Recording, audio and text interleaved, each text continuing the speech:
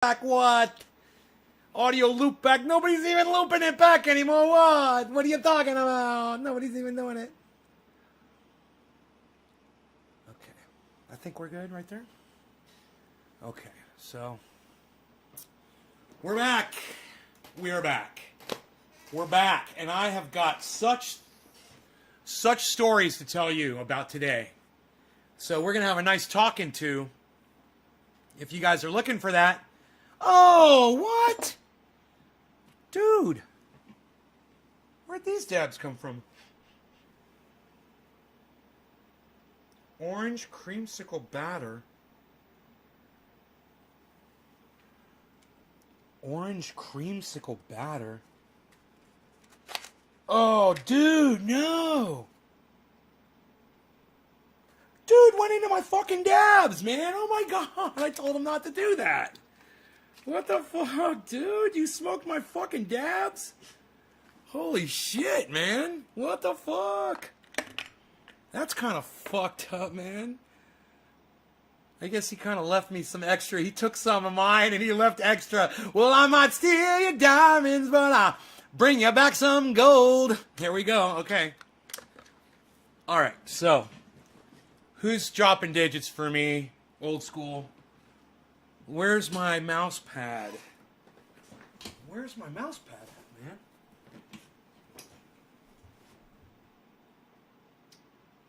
Where the fuck is my fucking mouse pad? What the fuck, dude? Okay, this is really fucking weird. But I can't do a show without my fucking mouse pad, man. I'm gonna get a sore goddamn wrist. What the fuck, man? Where would it have gone? Where would the mouse pad have gone? It just disappeared. That is so fucking weird.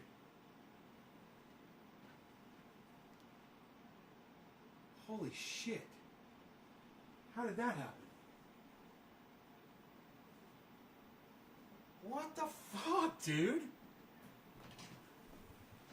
Fucking not kidding me, man. It's gone. I am at a loss right now. I gotta use rags because I don't have a fucking thing to put my goddamn... I don't have a thing to put my fucking hand on, man.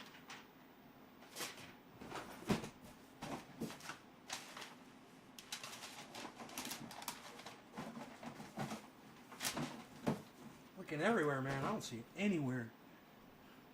I don't see it drop behind the desk. I don't see it behind my amp.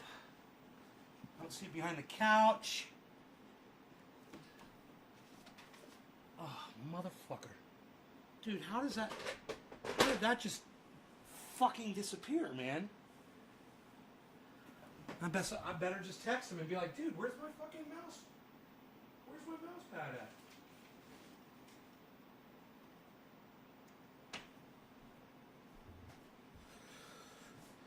Oh, shit.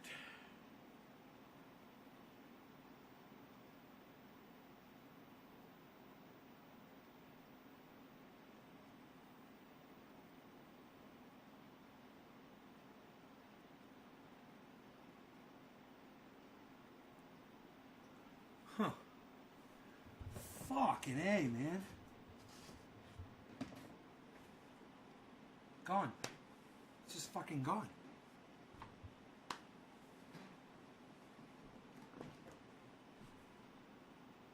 I mean, I'm looking everywhere. I don't know, man.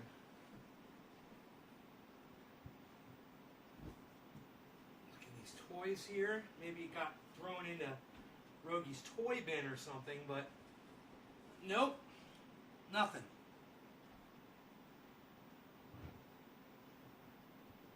Nope. Nothing. My chair? Nope. Huh.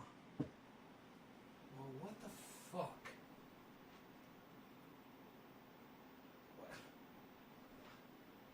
What the fuck, dude? I didn't move any of your computer stuff, he says. Somebody did. Somebody did. Someone grabbed my fucking mouse pad and it's fucking gone.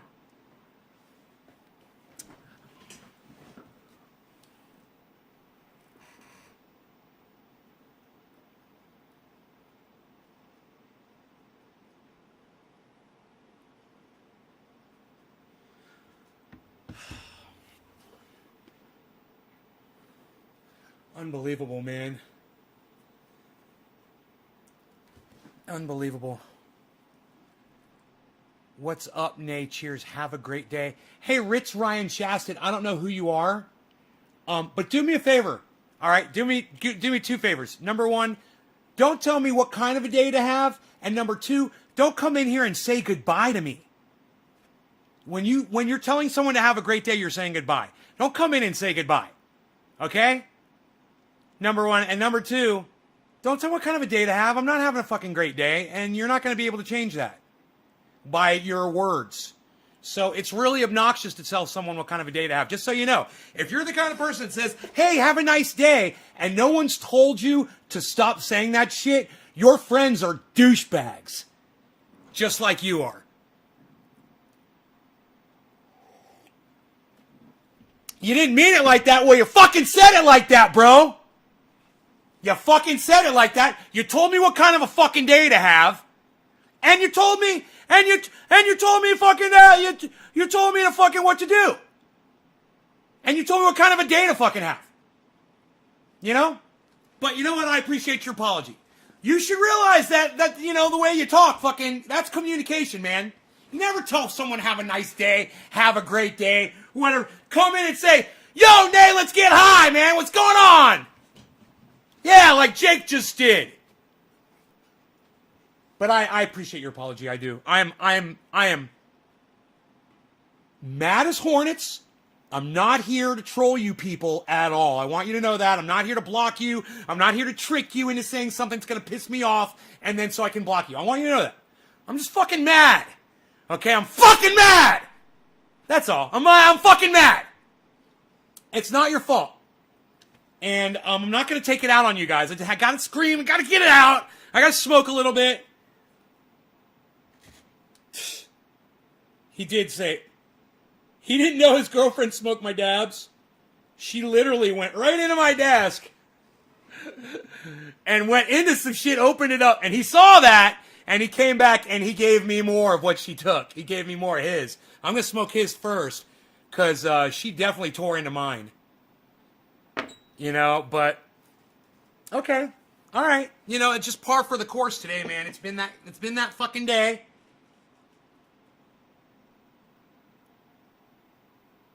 It's been that kind of a day. Yeah, I know, man. I know. I got to be able to fucking scream and yell and find my fucking mouse pad. Yeah, that would be great. I would just love to know where my fucking... It just drives... Shit like that drives me crazy. Like, why would someone pick it up and move it from here? Well, it's a bunch of rags all taped up in a nice pad, and it's fucking gone. I'm like, I've looked almost everywhere, man. I'm running out of places to fucking look. But this kind of shit drives me fucking crazy, man. That is a staple of my live stream show, man. I mean, I always have it. It's always there. I'm looking fucking everywhere, bro. And I'm telling you, man, there's no sign of it anywhere. I'm looking everywhere, man. No sign of my fucking pad. I just don't know why someone would have picked it up and moved it, man. This kind of shit just drives my fucking OCD crazy. Oh, here it is. Whoa. Okay, so it obviously fell on the floor and the dog got a hold of it and ripped it apart. Yeah, and they threw it in there. Okay.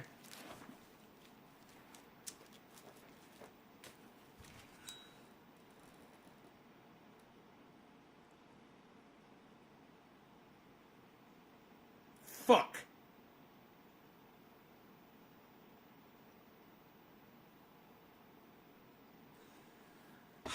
So this was my mouse pad.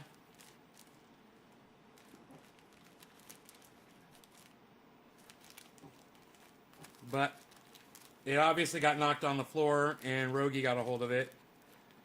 And it smells like daddy, I guess. Motherfuck.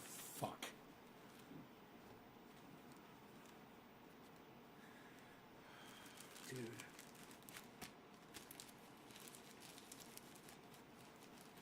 Anyway, I got all kinds of fucking stories for you guys.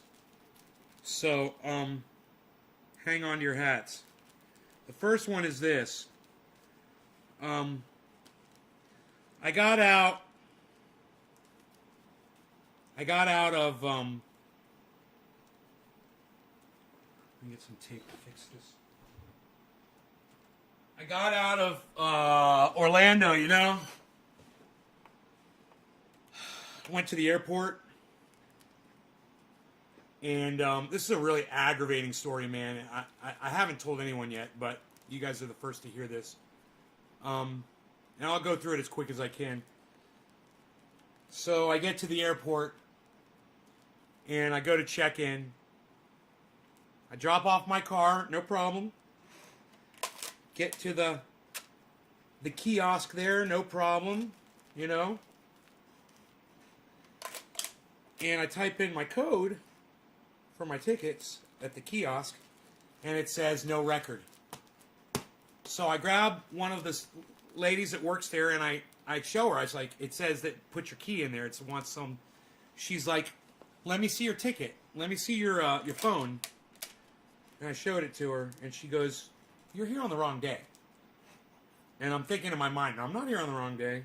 But I look at the ticket, and sure enough, man, when I was doing the fucking tickets, I fucked them up, and I booked out in July, and didn't realize it. Didn't even realize it was fucking July. Right? So I had no ticket. So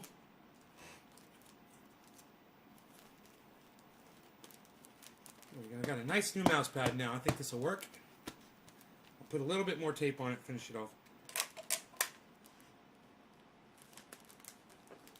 So she says, you got to go over to International, and I said, they told me it's international. She says, it's international or if you have a problem with your ticket. I go, okay. So I go back over there, and I'm like, hey, I did my ticket on the wrong day. And she's like, okay, well, let me see if I can book you right now. I said, yeah, can you get me on the same flight? So, she goes like this. She's looking on her computer, and she goes, oh, no. And I'm like, oh, man. No, dude. Hey, man, don't tell me what fucking kind of tape to use, all right? I don't need to use fucking gaff tape. Don't tell me what to do, bro. All right? I know what the fuck I'm doing. You know, the last time I used clear packing tape on this, it lasted for fucking 2 years until my dog pulled it apart. So don't fucking tell me to use gaffer's tape, motherfucker. I don't need anybody fucking telling me what to do today. The last thing I need is anyone in my fucking audience telling me what to fucking do. So shut the fuck up.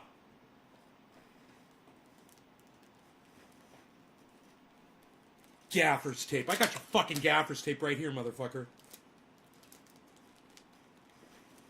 So,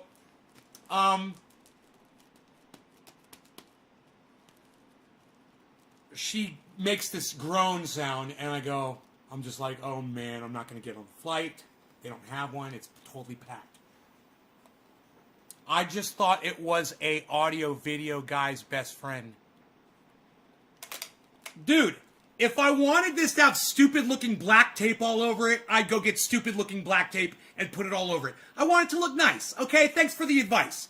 I'll stick with what works, okay? I don't need your fucking advice. I told you I'm in a pissed off mood, and I told all you motherfuckers, do not fucking tell me what to do. None of you on this show, don't fucking make any suggestions or fucking tell me what to do. That's all. That's all I said. I said, I just want to come in here, I'll blow off some fucking steam, I want to yell a bit. I didn't come here to troll you people. I said, but Don't fucking tell me what to fucking do. All right? I fucking hate that shit. I've been doing this shit all my life, man. I don't need anyone to tell me anything ever again.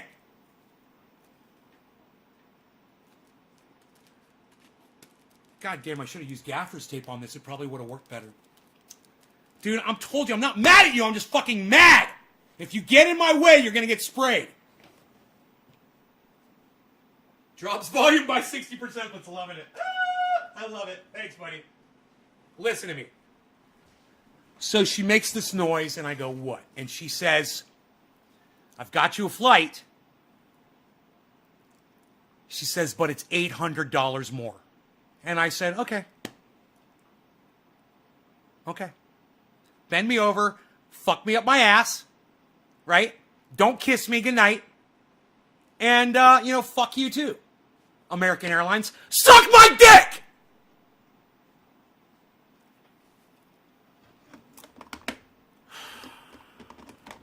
So I paid the $800. Come to find out, it's not the same flight. It's a different flight, but it ends up in Sacramento, so that's okay, right?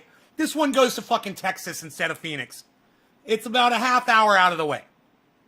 It's going to make my trip about a half hour longer. $800 more. Pay $800 more for a fucking extra half hour. Great, right? The good news was I got a good seat. I looked on my ticket and they put me in row 14. I'm like, what? I'm not in row 57? Well, this is a fucking miracle. Okay. So I'm like, all right. I'm in Sacramento. I find my gate. I get on the plane. I've got a window seat, I believe. Yeah, I had a window seat. And the person sitting next to me was a girl, and she was thin. So I had all this room, and it was kind of cool, was that she was a real pretty girl. She was a little younger, but she was pretty, and she was kind of leaning on me a little bit, and I'm a lonely old man. So I'm like, oh, that's kind of nice, She fell asleep on me. And that was actually nice, So there was that. So then I get off at Texas, we're in Dallas. And I got to get from this one gate to another. So I go and I check the gates. And all the screens are out. I almost took a picture to show you guys. It was a fucking Windows error on all the gates. It said, press enter to blah, blah, blah. It had a list of fucking DOS prompts and shit. I was like, oh my God, they've been hacked. Texas has been fucking hacked. All their computers are down. I didn't know what the fuck was up. So I went over to a lady. Chaz Banger, Michigan Out of Doors, I love you. Thank you, buddy. I appreciate you. You had a nice looking young lady next to you. Oh, you saw the photographs? Did the photograph get on Twitter? She's a beautiful girl, right? Ex-army, man. Ex-military, this girl. So, we had some things to talk about. But, forget about all that bullshit. Forget about it all. Forget everything I just said. I'm in Dallas, Fort Worth. And I get off the plane. And Karen, do me a favor and shut the fuck up. All right? I get off the plane, and all the monitors are scrambled. So I walk over to a woman and I say, hey, I'm looking for the next American flight to Sac. And she said, Sacramento? And for a second, she couldn't find it. She went down the whole list like this. And I was like, oh, what the fuck's going on? And then she started up at the top again. That was like the second one from the top, and she just skipped it. She's like, oh, here it is, Sac. She's like, it's gate 8. And I look around, I'm like, American? And I was in like, she said A8. And I'm in like F8 or F9 or something like that. I'm like, F9, it's American, right? And she says, we've got A, B, C, D, E, and F for American Airlines. She goes, so go up that escalator, get on the train, and that'll take you to the A gate. I said, okay. So I go up this fucking 2-story escalator, and this story is leading to something. Don't worry. I'm not filibustering you at all. This is a great fucking story. And I'm standing there waiting for the train. And these military guys walk up. These army guys walk up with a girl. And they're all in their fatigues. And they're very nice, young. You know, these kids are like 20 years old. And they're all got their army shit on, their American flags, and all camouflage, all wearing the same boots. Badass. They got on the train. I got on the train. We were sitting in different places. When I get on the train, I look to the left, and I see this hot woman sitting there. Beautiful. And I'm like, I look to the right, and the guys in the army are going to the right. I'm like, I'm going to go sit next to her. So I sat right across from this beautiful woman on the train in the airport, and going to and it's a long train trip, and it's going, and it's going, and it's going miles. And it's going fast, you know. This thing goes like 70 miles an hour, man. And we finally got to and I'm thinking the next gate was going to be A22 through A10 or something. I'm like, I hope this girl doesn't get off here, you know. I hope she stays. And she didn't get off. And I was like, cool. Right on. So I got to sit and look at this lady a little bit longer, right? And we get to our gate, and it's slowing down. And it stops, and she looks at me. For the first time, we've been sitting across from each other for like 10 minutes.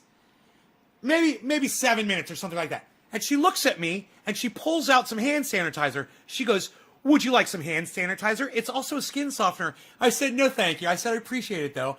And then she says, this smells really good and will make your hands feel baby skin soft. I was like, wow, this really beautiful girl is talking to me. She's offering me something, and I'm saying no. I'm like, maybe I should say yes. Maybe I should start being a yes man. So I go, okay. And she goes, squirt. And I go like that, and I'm like, ooh, that's very nice. She's like, you like the way it smells? I go, yes, I do. It smells very nice. I said, thank you very much. She said, you're welcome. And I got off the train, and I started walking, and I looked behind me, and she was 5 steps behind me, and I kind of caught her eye, and she goes, your hand soft? And I go, yeah, thank you. She goes, okay, take care. I go, all right. And she's still behind me. We're walking towards the gates. And I go to the bathroom. I go to the men's room. And in my mind, I'm thinking, that hot woman is behind me. She's going towards the same gates that I'm going towards. Man, wouldn't it be crazy if she gets to the same gate that I'm going to? And wouldn't it be awesome if I got to sit next to her, too, on the plane? That would just be so fucking cool. I literally thought that while I had my dick in my hands. I was pissing in the bathroom. I was having all these thoughts, looking down at my dick, and I was going, man, wouldn't it be nice? Wouldn't it be nice if this girl, you know? So I come out of the bathroom after washing my hands, and I start walking towards my gate, and I'm looking at all the gates, and I'm looking for her, and she's got pink hair, and I'm like, I know I would notice her if I saw her, and she's nowhere to be seen, and my heart's broken. I'm like, where is that girl? I was going to go right up to her and say something cute and funny to her. And I got another story that leads up to this one, but we'll get on with that later. Anyhow, so I'm looking at all the gates, and I'm getting really depressed, and then I see my gate, and she's not there either. And I'm like, man, she must have walked past. And I look over to the left, and she's right there, across from my gate, in the hall of the gate, not in the gate itself, but in the hall of the gate, right? She's across the hall on a bench on her cell phone. And I go, hey, Miss Soft Hands. And she looked up, and she got this smile on her face. She goes, hi. I sat down right next to her. We started talking, and we just had the nicest conversation. You know, she was just so nice. So they're calling the plane up, and everything's getting ready. And I pull out my ticket from my other plane trip, and I go, where's your seat at? And she says, A14. I go, no, it's not. I said, I'm A14, and I showed it to her. I was like, oh, this is the wrong ticket. So she said E14, right? And I misunderstood her. I pull out my ticket, and my ticket is motherfucking F14. Hand to God, all of this is true. May my mother be stricken down right now. in death throes if I am lying to you. Total truth. Total truth. Right? So I'm like, we're gonna get to talk more. I was like, this is great. So we got in the line, and it was like, she's like my girl. She's like with me. We're talking. Somebody literally came up to me and said, "Where are y'all from?" Like we're a couple. I'm just loving this shit, man, because I'm so lonely, man. I'm so fucking lonely, and I'm just like, this is fun, you know. This is pretending I got a girl, you know. I knew she was married, and she had kids, but she was just so nice, you know, and she was just so friendly. So, we take our seats. There's already a gentleman there, a really nice guy from Texas. He was really cool too, man. Big guy. But he was nice, and I liked him. And he was very clean cut. He's a guy from Goldman Sachs, I think. He was doing all kinds of Goldman Sachs paperwork next to me on his computer. Not on Mom, bro. We believe you. I'm just telling y'all. You can trust me. I would literally throw my mom under the bus to let you guys know that I am not lying to you. This is a totally true story. Didn't you have a wife there at your house, a lady you live with? Jesus Ramirez, we broke up and then she died, sadly. And I miss her dearly. I wish she was still alive. I would still call her, you know. But, what do you want, Harles? You want to go outside? Let me see what my kitty cat wants. This story continues and it gets better and better and better. But I don't have to tell you much more of it. You know, we had a really nice conversation. She called up her husband when we landed, and she introduced us. She's like, this is the guy that's sitting next to me. I was like, what's up, bro? He's like, hey, man, he's a really cool guy. Couple years younger than me. And but there's so much more to say about that whole thing. I don't want to get into that yet. I want to take care of this dude first. And then I'm going to come back, and I'm going to tell you about our movie situation and some of the things we talked about, just a couple things. And then we've got to talk about my driving. We're going to talk about that too, the drive back. Great story there. You're going to those of you who don't stay for this, that like you might be getting a little bored, stay. The second story is way better than the first one. You're going to love it. It's going to get so exciting. But anyway, let me take care of this key. What do you want? Show me. What do you want? Come on. Want to go outside? Want to go outside? You got food. You got food. Look at this. You're all fooded up here, dude. Oh, the chair wasn't out. Here you go, Sleeks. Here you go, Sleeks. There you go, buddy. There you go. Enjoy. How about it? All right, so very, very, very long story, very, very short, okay? Here you go. Get on the plane.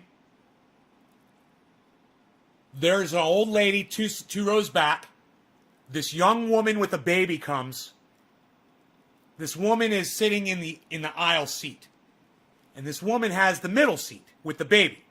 And she asks the old lady, she's like, hi, I've got the seat next to you, and I was just wondering if you would trade with me because I got the baby and I have access to the aisle. And the lady says, I am not giving up my seat. I want this seat. I paid for this seat. And the girl was like, well, okay, you could keep your little seat then. You know what? That man right there is waving at me, and he's going to give me his aisle seat, and he's going to move over for me. So, you know, you just sit back down in your seat right there. And I'm telling you, the way that girl spoke to that woman, I felt so proud. I felt so alive. I felt so human. I was like, this is how I talk to my audience. You don't let them get away with shit. You got a baby in your hands and you're just asking someone to do you a favor by switching seats with you? And that lady's not gonna fucking take the middle seat? Fuck that cunt. She's a dumb cunt. And yes, I say the word cunt a lot. And that's okay, guys are cunts too. So just realize it's not a sex thing. It's not, I don't hate women. I love women. You know, just because I say cunt doesn't mean I don't love women. Okay? Remember that, ladies. And you can say cunt too. And you should. Take it up a notch, man. Take your curse game up a notch and start saying cunt. It'll make you feel, at first you're going to feel real dirty, and then all of a sudden it's just freedom, baby! Fucking freedom! You're like, I don't care what people think about me, this is how I fucking feel. That bitch is a cunt! And you're like, man, I feel good. So anyway, long story short, when I was long story, but her and I ended up walking out to the cars together, right? And on the way out past the baggage place, we saw that girl with the baby. And I walked up to her and I confronted her. And I said, hey. And she goes, yeah. I go, I just want you to know, the way you spoke to that woman on that airplane back there, it made me feel so good. She deserved to be talked to like that. And you are a great mother. And I looked at the little baby that was like 6 months old. And I said, you got a great mommy there. And her husband walked up just as I said that, and I walked away. And he probably was like, what'd that guy just say to you? He said I'm a great mother for cursing that lady out on the plane. Okay, more long story short. Here we go, because I got to do it. Fucking dab. Long story short, her and I walk out, and I tell her she just had some hip surgery. And I'm like, give me your address, hook up with me on Facebook, and I'll send you some triage oil for your hip. And she's like, oh, yeah, definitely, thank you. And she checked out Nay's Garden, and she was watching from my mom's house, and she's like, oh, I see what you're doing here. I was like, that's at my mom's house. I don't really curse there. I said, you should go back to my house at California shows and see how I really am, just so you can see what kind of a person I am on my show. And she's like, I don't care how you are on your show. She's like, I like you just the way you are. She was just so nice, man. Everything she said. And I've got some photographs.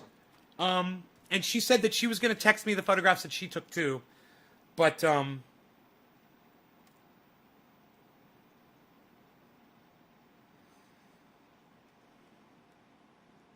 do. I do, sir. Okay. Pictures.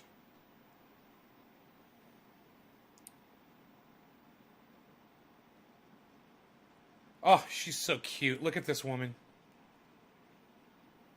Look at this smile on her face. Cute, huh? Isn't she gorgeous? And what a delight to talk to her, and just have someone like that to talk to while I was having a shitty freaking flight, and she made it awesome.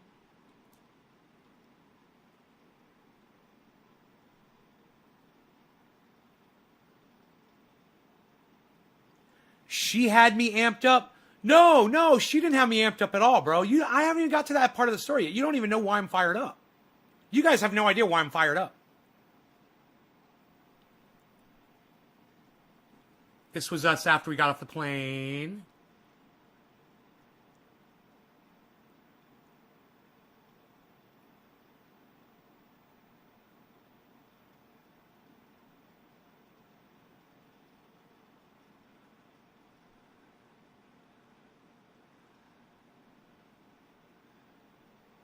Hey, Tula. Hi, how are you? I was just showing pictures of this really nice... Yeah, this is what I came home to. Things like this. But we'll talk about this. We'll talk about this later. We'll talk about this a little later. So, I want to do a dabby dab, dab, dab, dabby dab, dab.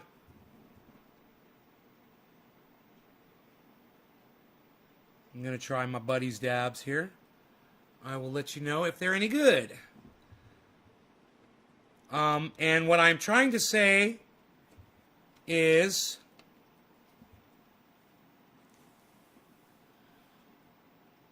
She is a hottie. It's too bad she's married with kids, and she's happily married, too. But, a woman like that is going to be. With an attitude like that, she's going to be. She's going to find a great guy. She's going to have great children. And she's going to live a very happy life. Because she's got a great attitude. That is 95% of the game right there, man. Her attitude is unbelievable. I really thought that people didn't like me. My mom and my sister have really convinced me in me thinking that people won't talk to me because of my beard. I started believing it. And then I was at the Springs with my friend Billy, and he's got a Grizzly Adams beard. Like he doesn't shave at all, so it's all scruff. And I said, Billy, my mom and sister said, cut it off. They both said women hate it. And Billy said, bullshit. Women love beards. Don't let anybody tell you anything different. I said, okay. Because, I'm a little shaky on it, because 2 years. I haven't been with a woman in 2 years. I'm starting to feel like I'm not attractive to women anymore, And then I got on the plane, and then this gorgeous woman just showed me attention and said she wanted to be my friend. And I'm not saying it was an attraction thing or anything like that. I mean, she was a beautiful girl. I was totally attracted to her. But I'm saying it made me feel good about myself. Finally! Why can't I feel good about me? I'm starting to get my 2-pack. I'm working on this. I'm fucking working on this. I'm working on my stomach, and I'm going to do it. And I feel good. I have more confidence now. But the last thing I need is family members telling me that I'm unattractive because I choose to wear a beard, man. And I'm watching TV with my mom, and, guys with beards would come on and, oh, he's so handsome. And I'm like, motherfucker. Really? Really, Mom? The guy with the beard?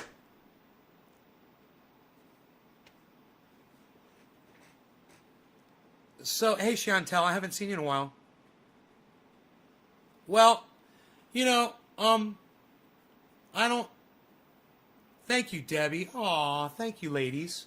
All of you. Thank you. I need it. I'm feeling this fucking big lately.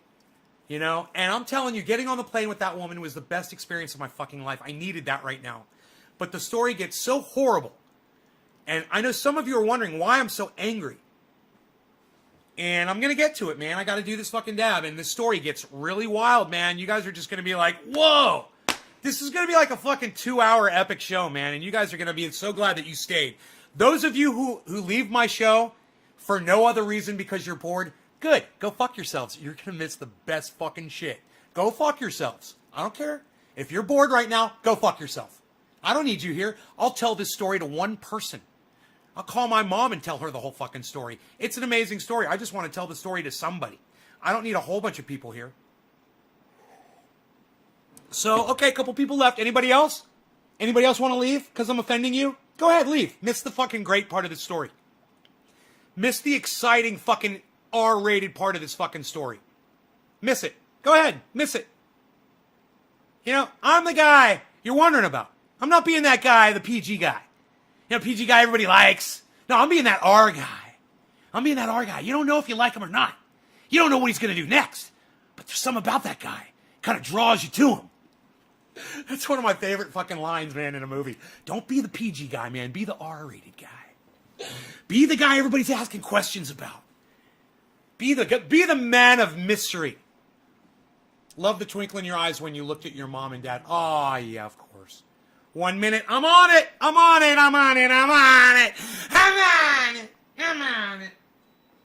This is probably why my dog hates me, because I sit here and yell. Oh, you guys are like, hates you? What? I don't like to talk about my dog hating me. Okay, so just shut the fuck up. All right, don't bring it up again. Me. Don't bring it up me. I'm going to bring it up, though. And you guys are going to find out the whole story here. You guys are going to be like, what? You guys are going to be like, what? Yeah, man. You guys are going to be like, what the fuck? Sticky Icky, thank you. How can anyone be bored here with you, Nay? All the women love you. You're awesome. All the women don't love me, but they like watching the show, and I appreciate that. That's good.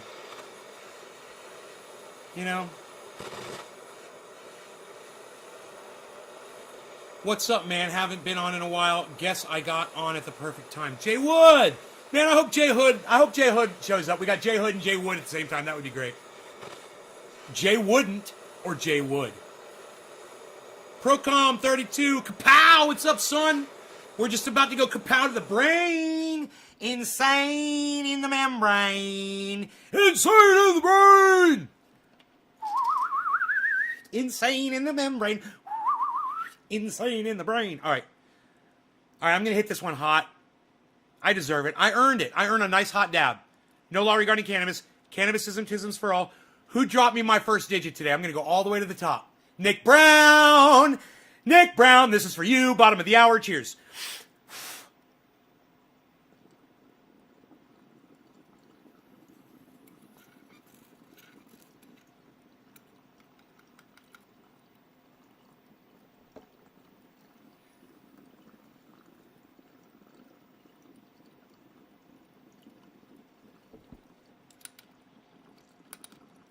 Forgot how to use my own dabber. It's been so long. Oh, yeah, that tastes good. Oh, what? What? What? I said Jay Wood, we need Jay Hood. Jay Hood shows up. What? Jay Hood, did you hear me call you out, bro? I called you out, son. Out to the sunlight. Are you back in Cali yet, bro?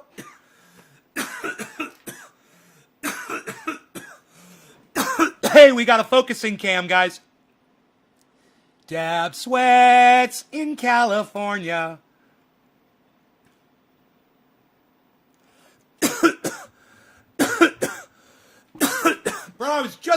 Bro, you gotta go back and see the show 1 minute before you came in. I literally said, Jay Wood, we need Jay Hood. I said we need both Jay Wood and Jay Hood up in this bitch at the same time. And you fucking showed up. Dude, literally 30 seconds after I called out to you. You showed up 30 seconds later. And I'm fucking telling you, I've got magic powers today. I met a beautiful girl on a train. The chances of us being in the same gate were probably 1 in 1,000. The chances of us being on the same plane, same, right? Same gate, same plane. The chances of us sitting next to each other on that plane, 1 in 240 chance.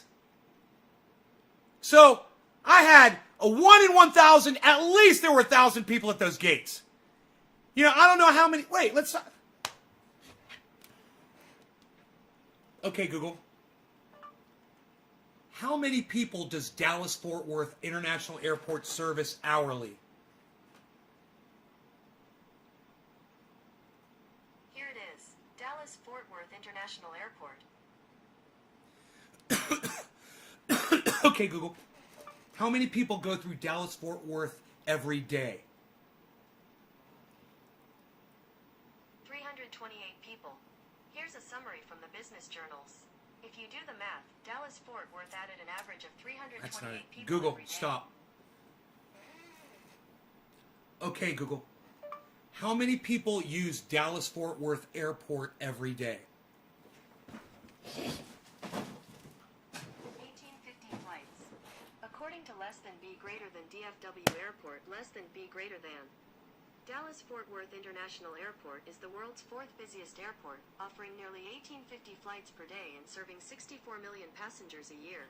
Dude, the chances went way the fuck up. So you multiply 1850, and let's just go low, okay? Let's go low with this number. You know, I know my airplane had more than 200 people on it, but let's say 200, okay? So let's just go low. So let's go 1850 times, let's say 150. Now we'll keep it honest as fuck that way. Oh, $250,000, 277,500. I had a 1 in 250,000 chance of sitting next to that girl at Dallas-Fort Worth today. A 1 in 250,000 chance. Today, I said, J.R. Ryder needs to be here now. And he shows up within 30 seconds. Dude, I've got magic powers today. That's all I'm saying. And I got the fucking receipts to back it up. And anybody that doubts my magic powers today can go check the receipts and start sucking it. It was fate. Dude, you know what would be so funny? If I'm gonna tell you her name. Look, I forgot a big part of the story, okay? So, we're on the train. We're not talking. I'm checking her out. And you know what kinds of jeans she's wearing? She's wearing yoga pants jeans. Oh my God, my favorite thing in the whole fucking world. It never gets any better. I mean, it could be Daisy Dukes, maybe. There's only one thing in my book that is hotter than yoga pants jeans, and that is Daisy Dukes. But I digress. She was wearing them, man, and she caught my attention. You know, she was hot. I was trying to check out her fingers immediately because I'm not a pig. I don't want to be treading on anybody's water. I'm fucking cool like that.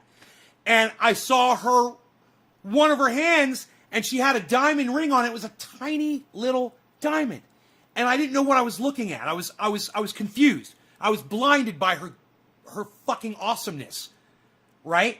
I didn't know anything about this girl. She just was so hot, right? And then she shifted or something, and I caught it out of the corner of my eye, and I'm like, bing, ching. I'm like, oh fuck. Some homeboy fucking went down on this. I mean, he fucking put down some serious. I saw that shit, and he had my heart. This fucking diamond ring, bro, I mean, it was this giant, beautiful center stone with all of these other strips of diamonds surrounding it. It was the most beautiful fucking ring. I was like, you go, girl. And I was like, I wasn't gonna perv on her. I wasn't gonna fucking, stare at her or anything. But she was wearing fucking yoga pants jeans. So, one or two more times, I caught a glimpse. I was looking around, whatever. And my eyes kind of fell upon her for just a moment. And you know what I saw? The first thing I saw was that her and I had the same earphones. I thought that to myself. I was like, those are the same earphones I have. And then she kind of did that, like she looked over or something, and I could see her name. And her name is Kissy. And I like kissing. And I immediately thought of kissing her. And then I looked back at that hand, and I saw that ring, and I was like, somebody's loving that shit. Power to you, bro. So I just, I acknowledged this guy's massive luck in life to have a woman like that. I was like, bro, you are lucky, man. I got your back. Totally. I love women, man. I love people. I love couples, and I love nice couples. And I could just tell she was a really nice girl, man. She's really nice. She looked like she owned the goddamn airport, bro. I'm fucking telling you. This girl just looked like her mind was just together. I could tell, And as soon as she opened up her mouth and said 4 words to me, I was like, oh, wow, man. I like the way she speaks. Well, she is ex-Army. She's United States military, son. You know how they speak? They're all clear and perfect and detailed and every consonant and syllable and big words that I don't use. Oh, you must have been in the military. You use words I don't use. I don't even know what that word means.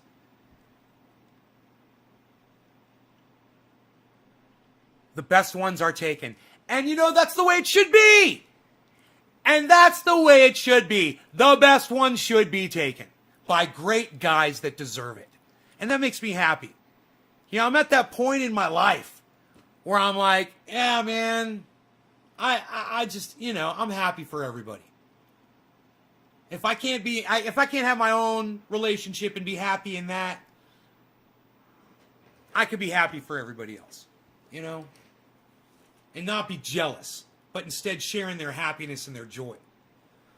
And I was, man, We had a nice conversation. We had a lot to talk about. She showed me pictures of her sons, and they're beautiful. And pictures of the whole family together, her husband. She's got a rabbit. She lives in the most fucked up state. You guys would laugh and laugh and laugh and laugh if you found out what state she lived in. But I can't reveal too much personal information. But I have a feeling you're going to see her on the show. I think she's going to come into the show one day and say hi. You know, she's down like that, man. She's cool.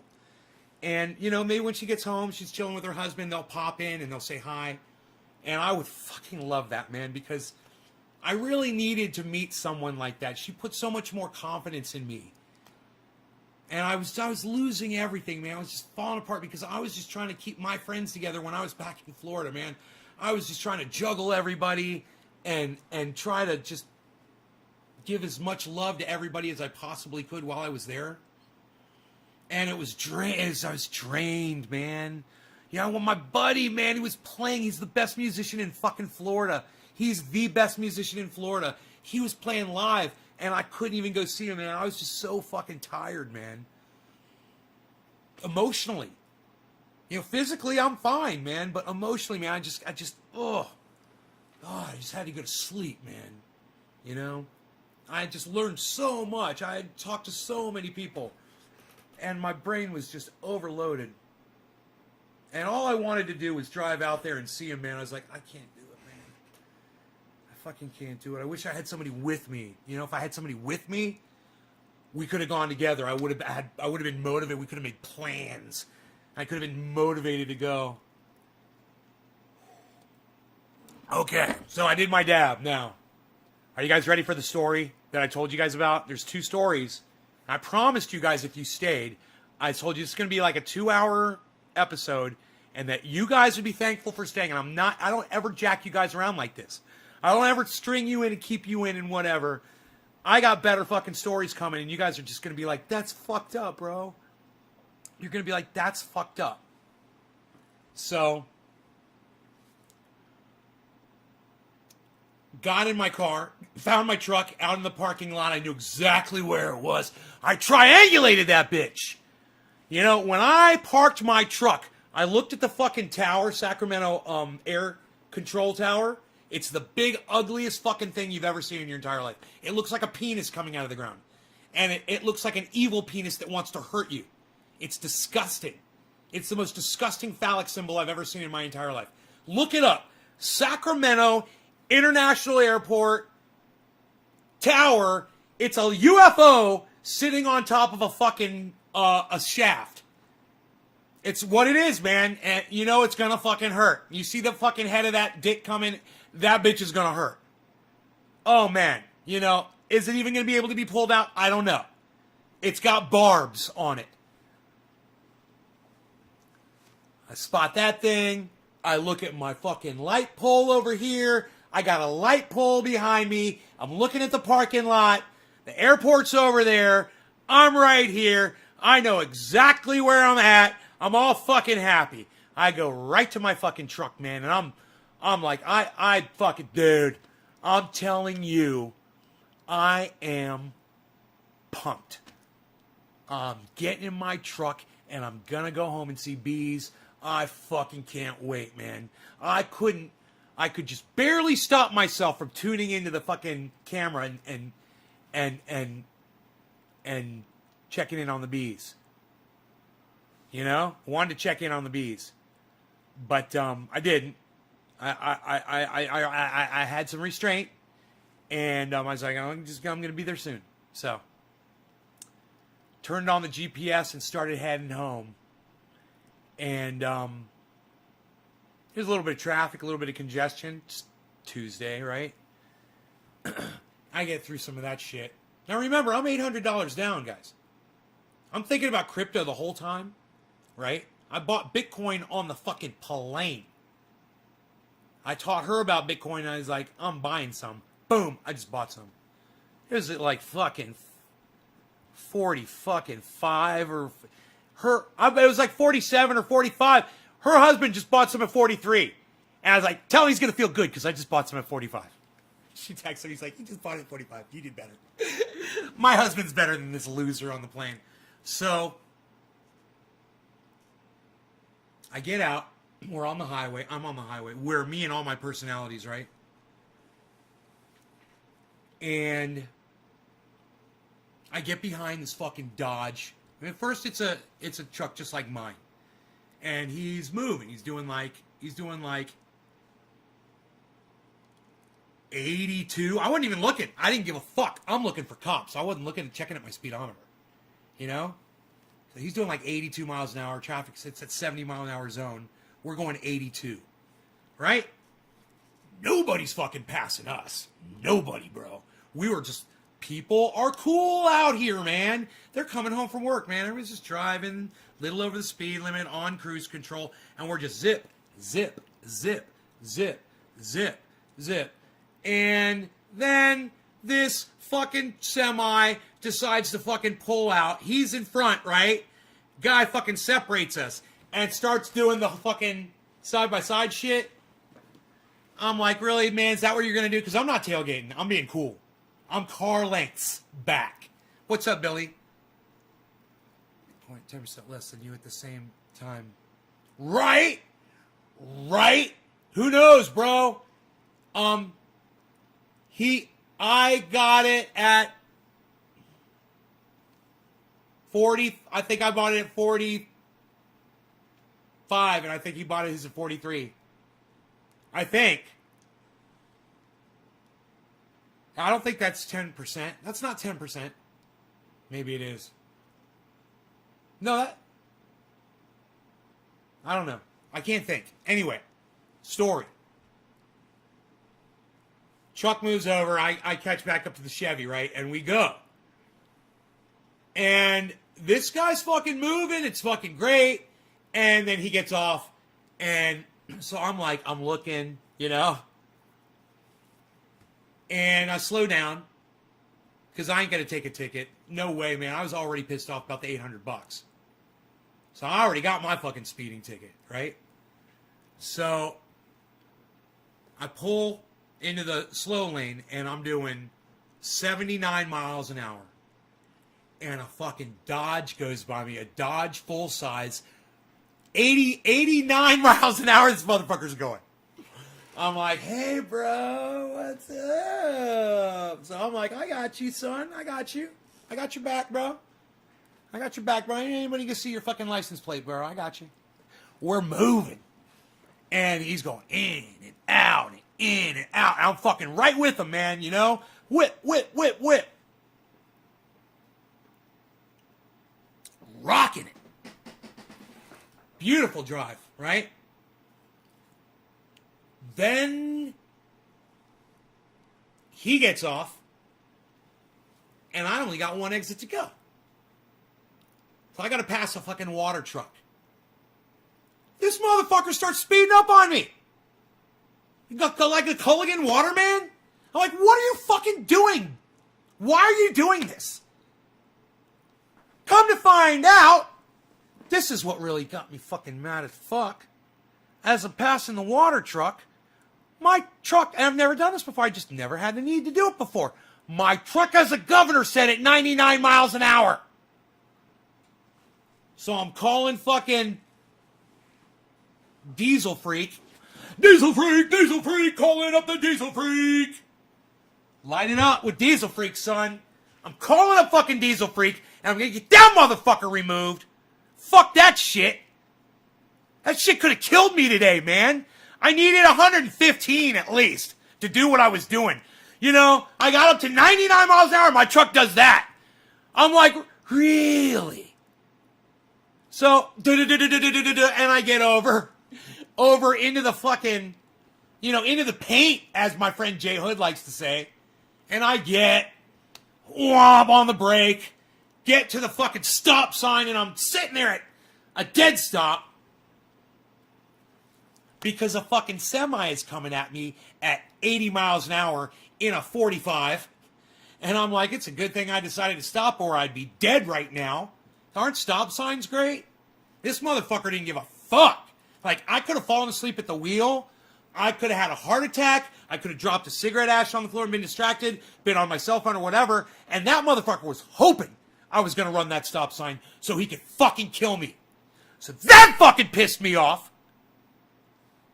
So the semi roars by, and I get on the highway, the 2-lane highway, and there's the car that was at the stop sign in front of me that got in front of that semi, and I had to wait for it. Okay. It's a minivan. It's one of those new, styly little fucking square box minivans. And I'm like, oh, you're getting past immediately. This motherfucker, he's going fucking 49 miles an hour in a 55. And I'm like, so we passed the gas station. I'm looking, because this is where I got pulled over last time with Dino, and Sound Drone was in the car, right?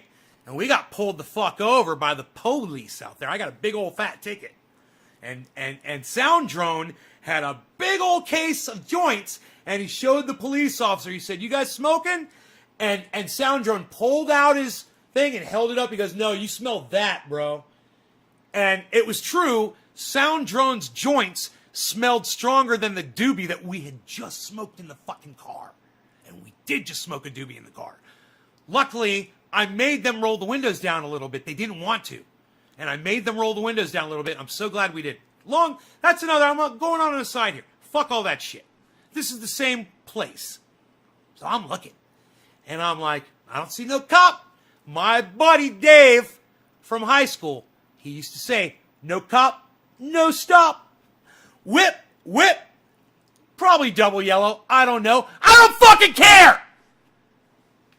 I went right around that fucking van, right? He was going 49 miles an hour. I started going 69. And guess what that prick started doing? Tailgating me. He's going to tailgate me now. I'm like, oh, are you going to tailgate me in your little fucking box van? You fucking bitch! So I'm going down, I got my cruise control on, and I knew I could go 69 at first, and then I'm like, I'm waiting to see a fucking speed limit sign, because I'm almost positive I'm in a 55 mile an hour zone, and I'm going 69 miles an hour. So I decided to take it down to 63 miles an hour. And I put my cruise control down to 63 miles an hour while we're going 69. And that motherfucker behind me got scared. Oh, he got scared. He got so far away from me when I did that. I think he thought I was going to pull over and fucking strangle him with my fucking beard. Because I guess my beard has special powers today. I'm not sure. But that worked. So I'm going 63, and this motherfucker's now a half mile behind me, and there's a sweeper coming up. And I'm like, this is my spot. This is my jams right here. Wide open, flat plane sweeper. You can see 3 miles on this fucking road, and there's nothing. Nothing on the sides, nothing coming, no airplanes, no choppers. I'm like, we're going, guys. Everyone's like, yeah. It was all the personalities. We're going, man. How fast are we going? I'm like, we can go 99. Let's fucking do it. I'm trying to get my truck to go as fast as it can around the sweeper, and the tires are breaking, and they're not even squeaking. I was like, I don't fucking believe it. I turned my radio down. I had to go like, like 5 times to turn my radio down and roll my windows down. And I'm going around this sweeper. It's a long one. And I'm listening. And my tires aren't squealing or nothing. I'm like, I'm going to give this fucker all I got. There's nobody out there. And I was so fucking mad at this point that I wanted to fucking kill myself, man. I did. I was fucking suicidal at that point, and I was having a fucking episode. Not good. Not good. So I go through the sweeper, and it gets hairy, and I'm like, I got to take it back a notch, because now we're getting into the mountains that are, they're turns, and there's guardrails and shit, there's passing lanes, and there's traffic. Usually you never see police out there. Never. But I said, I'm going to play it safe. right, at first, and until I get my wide open spaces. And my wide open spaces, I'm gonna bend them over and fuck them up their asses. And then in the respectful places where there could be a police officer and that I can't see, I'm gonna play it safe. Well, this is a true story, guys. I get into the mountain. There's 2 cars in front of me. They're doing about 60. I'm passing them at about, I don't know, fast, and I had to hit my brakes. You know why? Because 2 fucking police behind each other, boom, came around the other way. And I was so thankful that I was in that group of cars that were going 60 or 65 or something like that. And I was coming up on them, and I was just passing them, man, and I was leaving them, and I saw the police, and then I just kind of sunk back into the groove. And I was like, man, 2 cops. And I'm like, I know one of the motherfuckers saw that shit. So I'm like, okay. So just thinking, I'm like, just play it safe. I'm going to be cool for a second. And we go ahead and we start taking off down the fucking highway. And there's no traffic. And there's a couple cars, and they're being little bitches. And I'm like, well, I can go 99 miles an hour. So fuck all you motherfuckers. Let's see who else wants to go fucking 99 miles an hour. And there was this prick in a van with his wife, okay? And I cut him off because he was driving like a douchebag. You know, he was doing the whole side-by-side thing. He didn't want me to go around him. So as soon as I could get around him, I went right in front of his bumper. Because I don't give a fuck at this point. I'm like, you want to go with me, bro? I was like, I'll take you and your fucking wife with me over this fucking mountain right now. I'm ready. So let's fucking go. Let's fucking end it. I'm ready. You know, we got a 300-foot cliff on the right. And I'm suicidal. And I'm so mad. And I'm driving like this. I got my one hand down because I have that shoulder problem. And as long as I just drive with my right hand, and I'm left-handed, right? I get sick. Billy. I vomited when I got home from San Francisco when my buddy was driving me.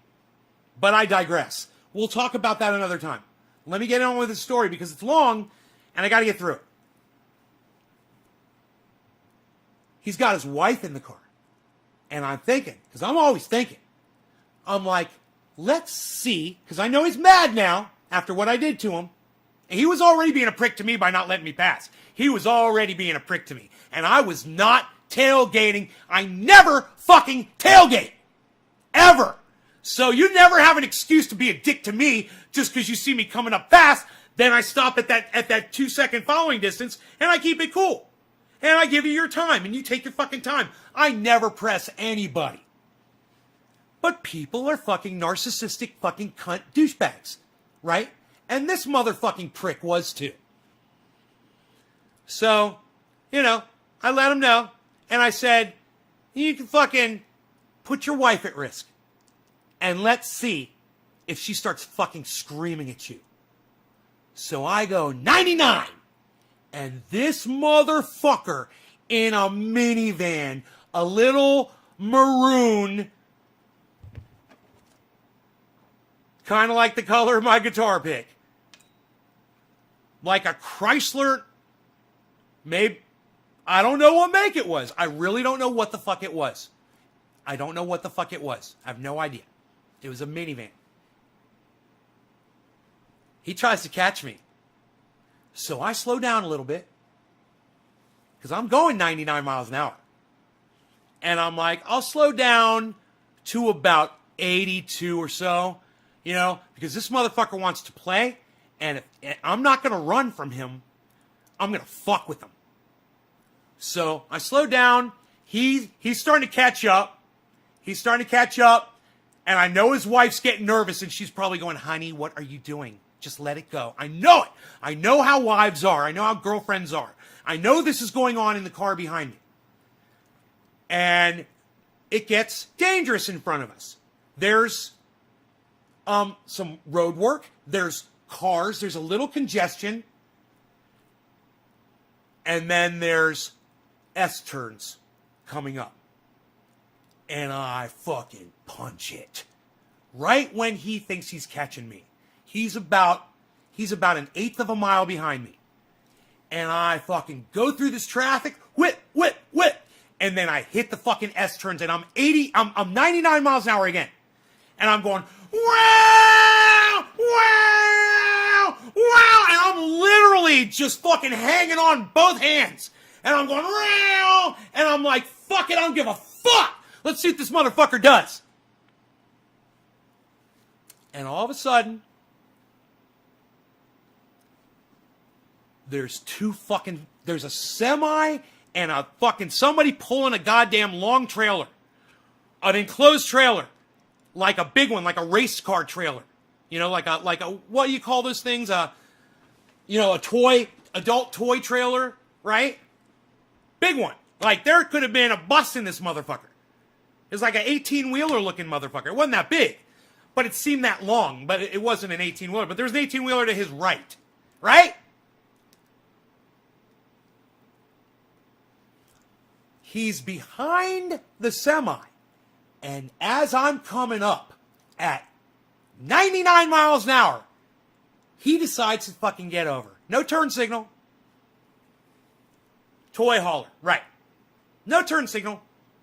So I got these two guys in front of me, right? And in front of the semi, there's more cars stretched out. And this motherfucker, I'm going 99, and this motherfucker starts going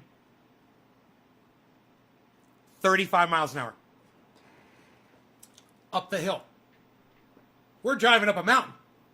I was going to go 99 all through that shit, right? Not only that, but I can't get around him because every car on the road, there's cars. There's car after car after car on the right. And he's trying to pass people. Right?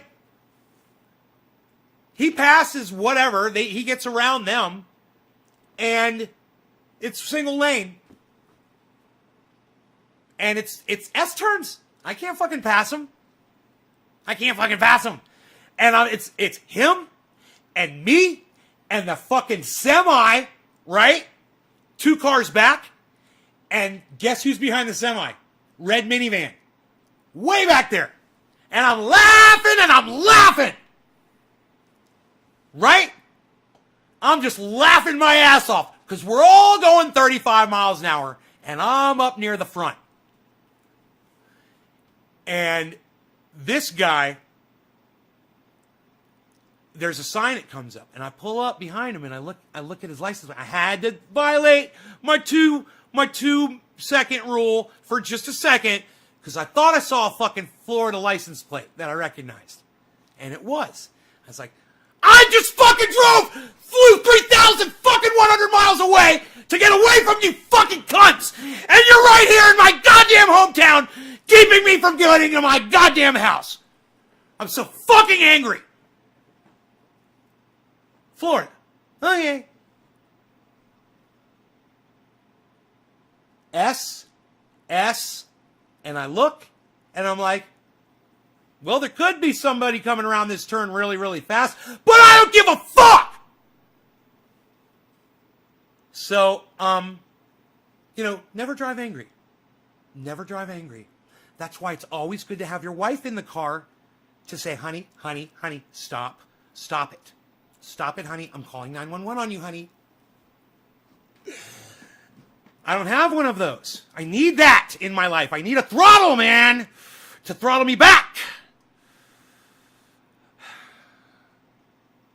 I've got a lot of passion in me.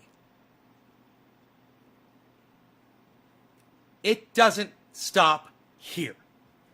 I go around this turn, get up to about 70 miles an hour, just fucking get right in front of this Florida fuck, and I roll my window down, and I go, and there's 20 fucking cars and 2 semis back there too. And they can all fucking see me going, fuck you, motherfucker! Out of my window, like this, right?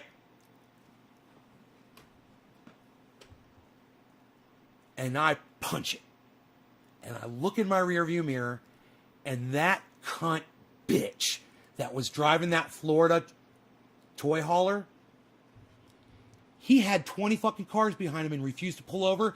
And I passed him right after a sign said, slower traffic must pull over and allow faster traffic to pass by. That's why I gave him the fucking finger.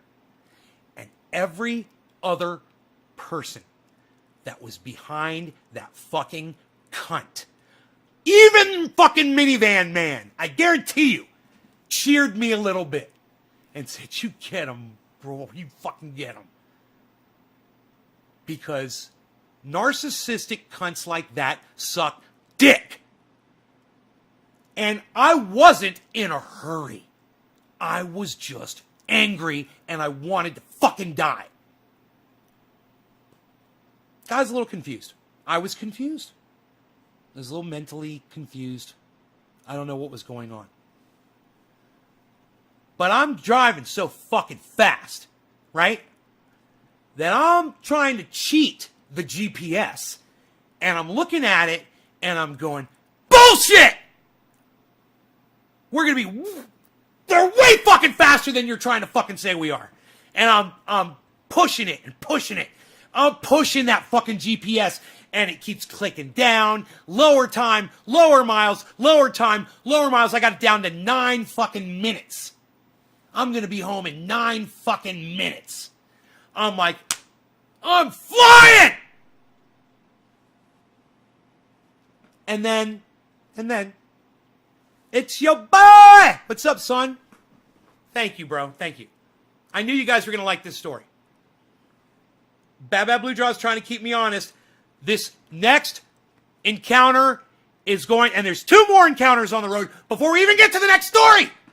Yeah, there's another story. I told you, fucking 2-hour epic show today, guys. I'm telling you. There's 2 more encounters on the road. Let's do a dab, and I will remember these 2 encounters, trust me. And if I say, what was it? Just tell me, the 2 encounters on the road. I'll be like, oh, yeah. You know how I do. All right, what are we going to call this, man? 710? I don't give a fuck. I don't give a fuck about anything anymore, bro.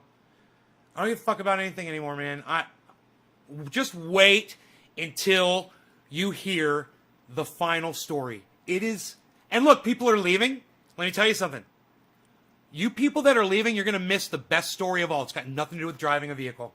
And you guys are fucking if you leave this fucking show now. You're going to fuck yourselves. And I don't give a fuck. Like I said, I could call my mom and tell her the story. I'll call my sister. Call Dino. Call Iceman. Yeah, you're not going to like it. You are not going to like the last story. Nobody's going to like it. I don't even think my biggest haters are going to like it. But we'll get to that, man. There's some things that happen to people that no one deserves ever. And I had one of those things happen to me today, man.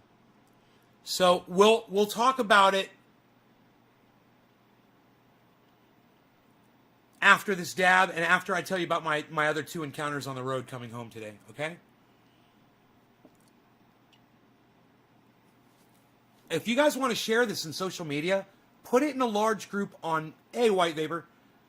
Put it in a large group on Facebook for me. Would you do that for me right now, please? There's 45 of you here, by the way. If I don't know if you guys realize that, so I'm just going to show you.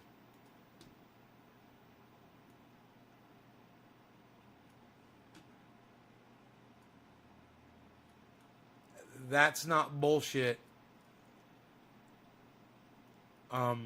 Oh, thank you, Karen. I appreciate that. There's 45 people watching the show, and it was up to like 53 before. So let's get these numbers back up, guys, okay? Let's go ahead and do multiple shares. Take a risk for me. I almost fucking died today. I drove like a suicidal maniac.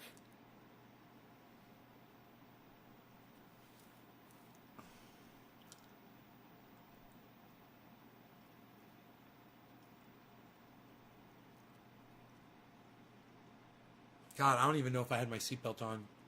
I don't even know if I had my seatbelt on.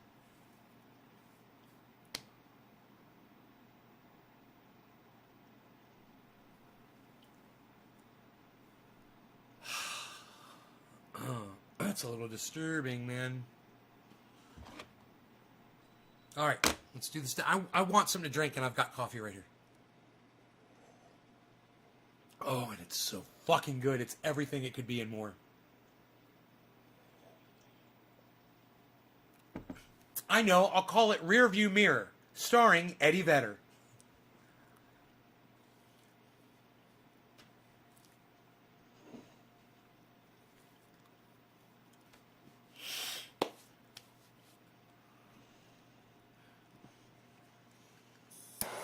All right, Karen McDonald, this is for you.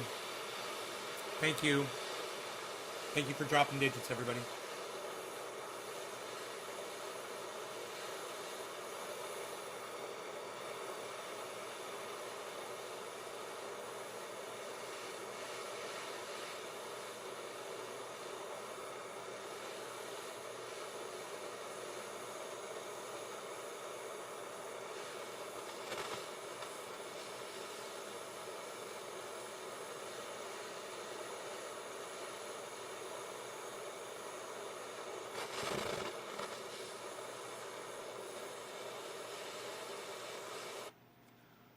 All right. Cheers, Karen. Happy 7/10 to you, Karen. Aren't you fancy and special?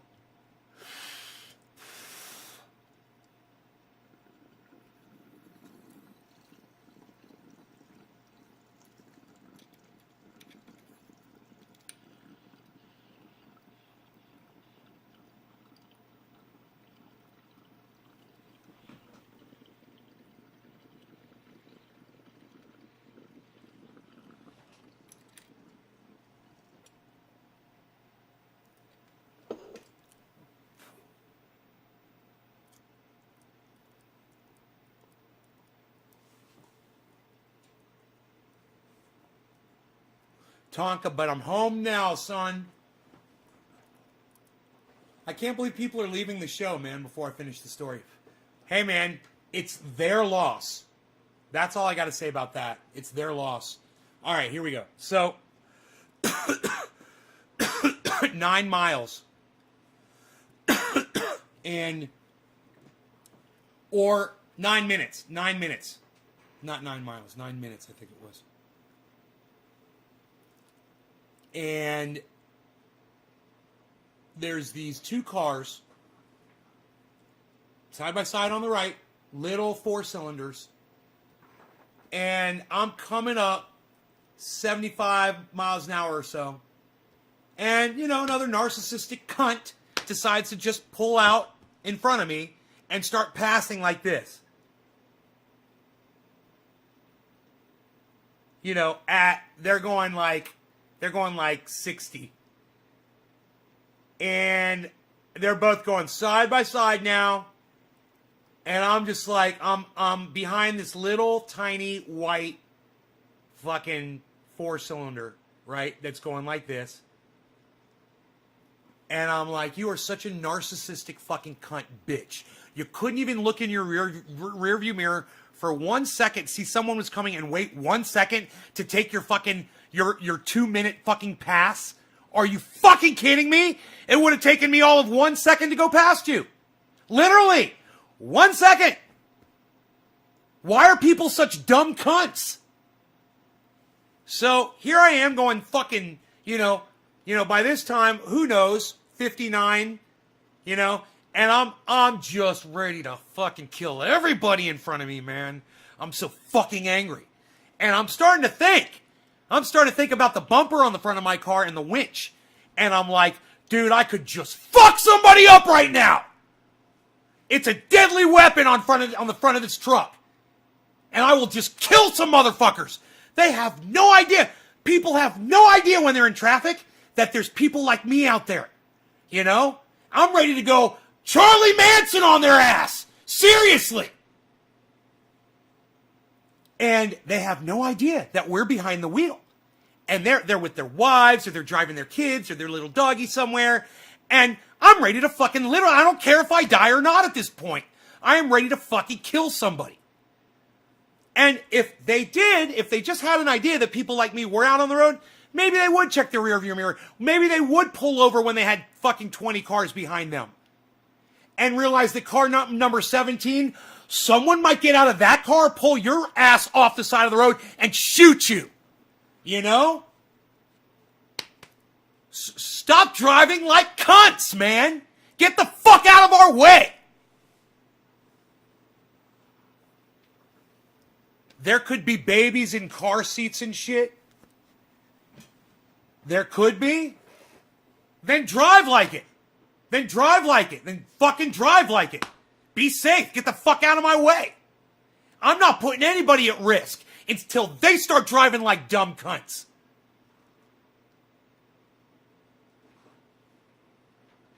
$10 an hour? What, you? You're gonna come be my driver? Will you be my butler, though? Will you be my personal assistant and bodyguard as well? I think you could do all of these things. Like you said, of all trades, hey, you could be my personal entertainer. Entertain me. Entertain me. I wish to laugh. Here's a $10 bill. I have an hour of entertainment. Wait for the last encounter, guys.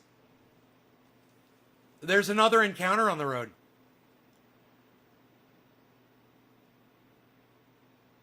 So, I haven't even finished this one yet.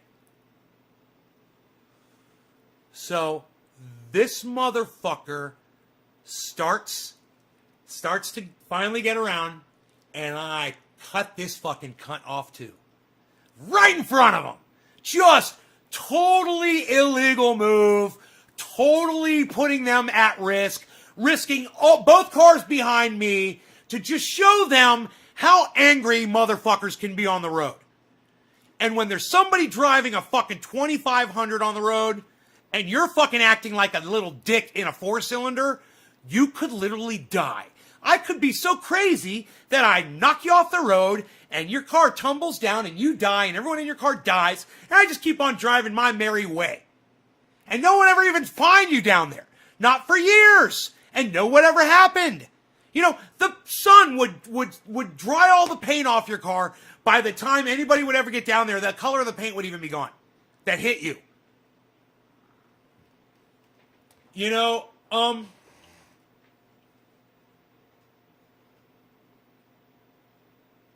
I got around this motherfucker, and I had 9 minutes ahead of me. And I punched it, and I had my windows all the way down. I do this, even though it was with the little buttons over here. Had my windows all the way down, coming around the mountain, and I want to make my tires fucking squeal. And I'm going 99 miles an hour trying to make my tires fucking squeal across the pavement. And I can't get them to release at all. The truck was dry. And you know what? They're cracking a little. I'm going 99. They're cracking a little, but not enough to drift. And I was in 2-wheel drive. And it was pissing me off.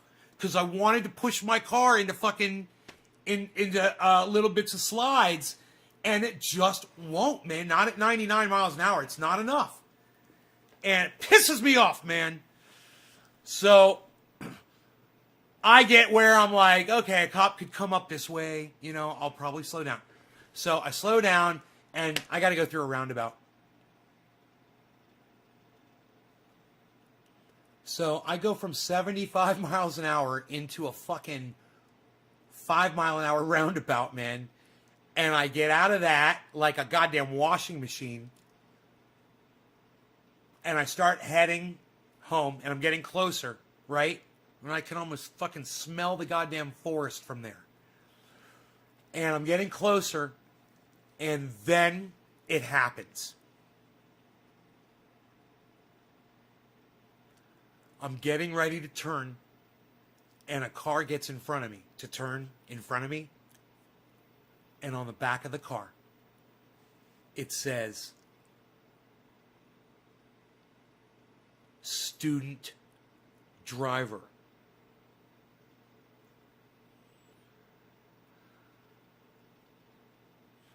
And I'm like,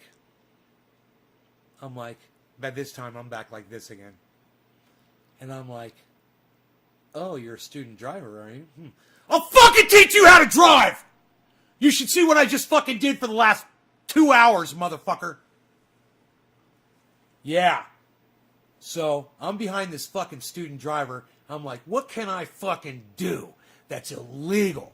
So I can get around this motherfucker, I can break the law, and I can show this motherfucker an example of bad driving.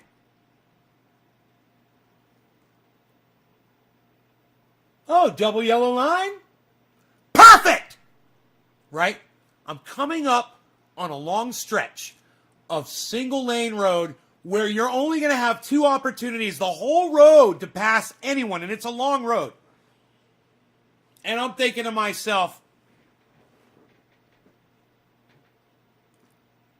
I'll bet the student driver's going down that road. Perfect. I have a perfect excuse to pass this prick. So, soon as we hit the hill, there's cars coming. And as soon as we hit the fucking hill down and there's no cars coming, I was like, right in front of that guy. And I did not cut the student driver off. I didn't cut them off. I went around them. Like I said, I was driving. I stuck my hand down here. See that? I was driving. I just went around them.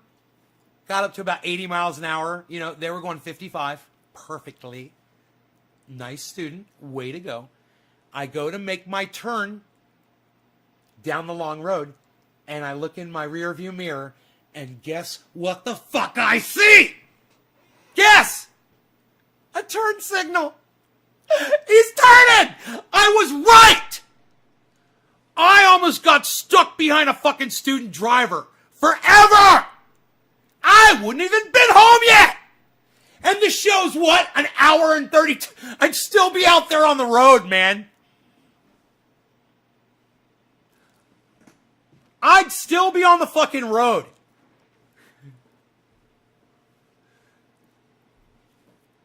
So I got on this road, and let me tell you something. I was a maniac on it. I was a fucking maniac on it. And I went down it like a fucking maniac. And it's not the kind of road that you should be driving fast on. It's dangerous, man. It's very thin, and there's a lot of turns, a lot of S's, man. There's people. You know, you got to be careful and shit like that. You know, dogs running out in the road and shit like that. My friend lost his dog out on that road. So when I go by his house, you know, I go slow. Respect. But what I'm saying is, I finally got my fucking tires to squeal.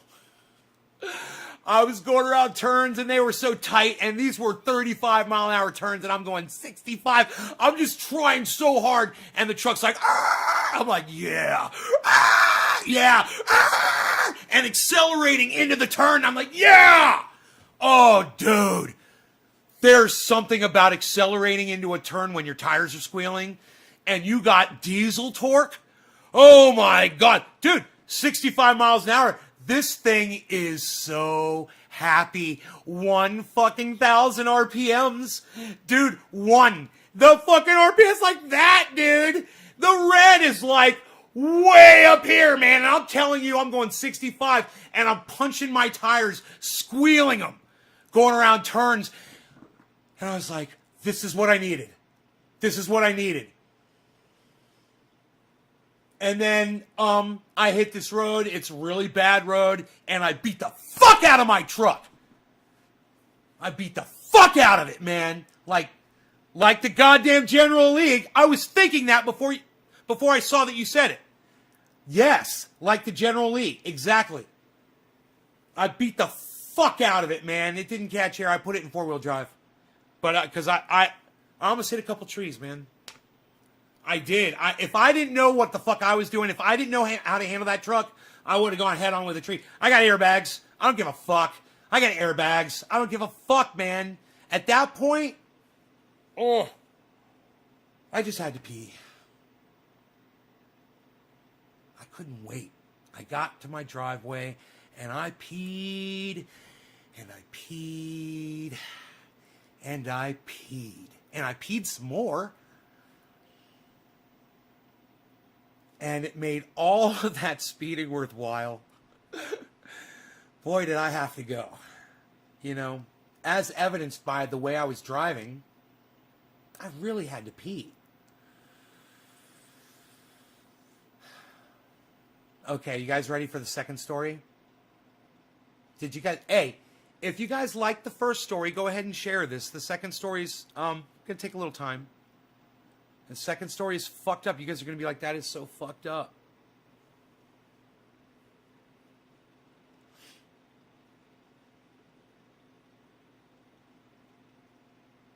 We're lucky to have you here. Bro, I think I may have awakened myself today.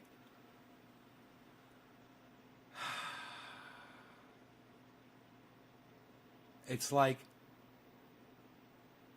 I don't ever act like that. I don't drive angry. I don't run people off the road, or I didn't run anybody off the road. But I don't cut people off, you know. And I would think this. The way I cut people off, I would think that they wouldn't have even had to tap their brakes. But if they did, good. I'm glad if they did. I'm glad if they had to tap their brakes a little bit. That makes me happy. I'm in a big fucking vehicle and I don't give a... At that point, I wasn't giving a fuck about anybody. But when I say I'm speaking in the first person like that, I'm saying I don't give a fuck. First person? I'm speaking earlier today. I didn't give a fuck about anybody today. I was unapproachable, man. You know? Yeah, I think it was what triggered me was that fucking semi. When I realized I could have just died just then. And that motherfucker couldn't have done anything. And a side hit probably would have killed me as fast as that guy was going. And it angered me. It was like the cycle of rape. You know? Somebody almost killed me with a vehicle. Well, I'm going to go take my vehicle and start, you know, putting a bunch of people at risk too, including myself. I don't know, man. I don't know what was going on up here, bro, at that moment. But are you ready for this? So I zipped the fly back up. I grabbed my bags out of the back of my truck. Get my keys, wallet, cell phone. Right? Reminds me I could charge my phone while it's sitting right here.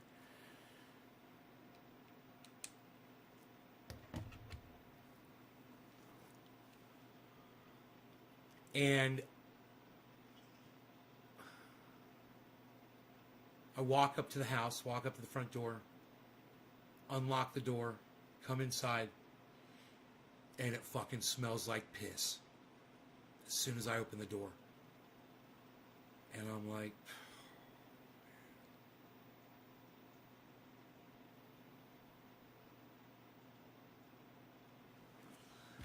So the kids that were here, I talked to them, man. They're really great kids. They are. He said, look, man, the only time the dog ever messed up in the house when I was there, he said, was when Uncle Mark was here. And Mark left your dog poop in the house, and I cleaned it up. I said, thank you. He said, the dog did not pee in the house while we were there. The house was totally immaculate when we left. Well,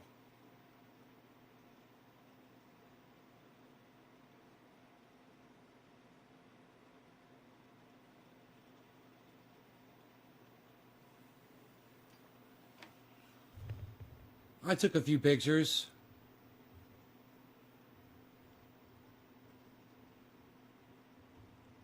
Oh, you saw that one.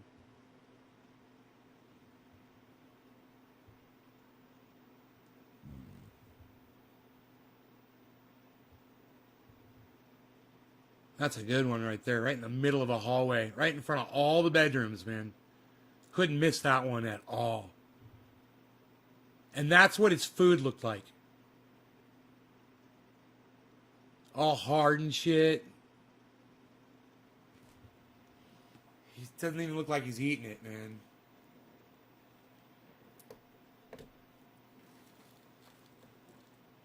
But, oh, he's been eating. Let me tell you something.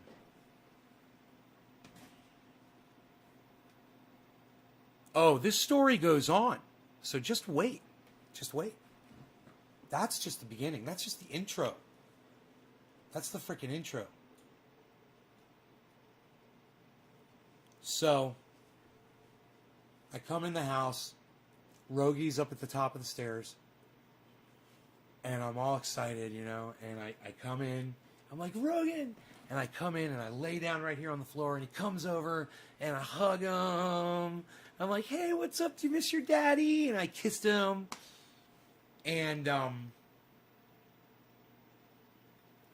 he starts sniffing my bag. And he realized there was something in one of the bags, and he was kind of distracted by that. I called him back over, and he was like, you know, he came back over to me. But then I was like, oh, well, let me get what's in the bag, you know. So I opened up the bag, and there's a bag of rawhide chews, you know, something, whatever, my mom gave me. Well, she gave my friend Billy, but Billy left it at the house, so I took it, okay? I stole Billy's rawhide chews. That's really the story. So,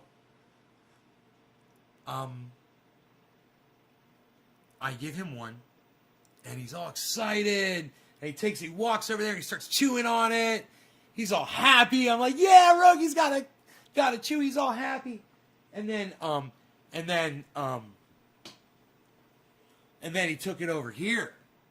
He took it right to there. And he started chewing on it and stuff. I was like, yay, Rogie. I walked over to him and pet him on his butt, you know. And Rogan started growling at me.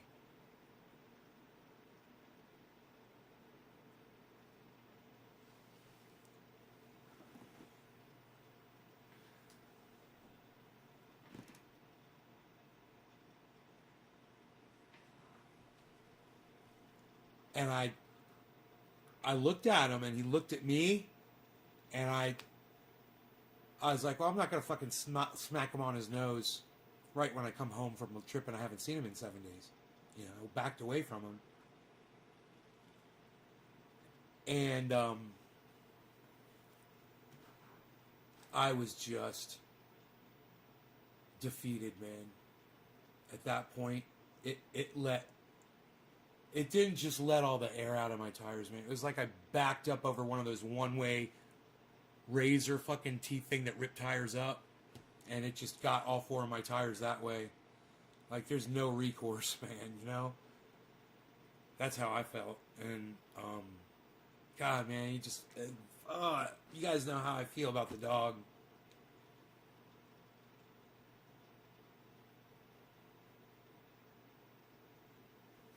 I'm sitting here in the dark. I just realized the whole time, man. Isn't that funny? I was sitting in the dark the whole time.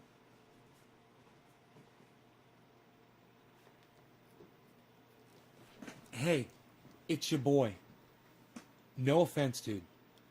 But I'm telling like these epic stories to my audience, and you're being a little narcissistic right now. All right? Can you look into that? What, you think my shit's done, bro? You think I'm done?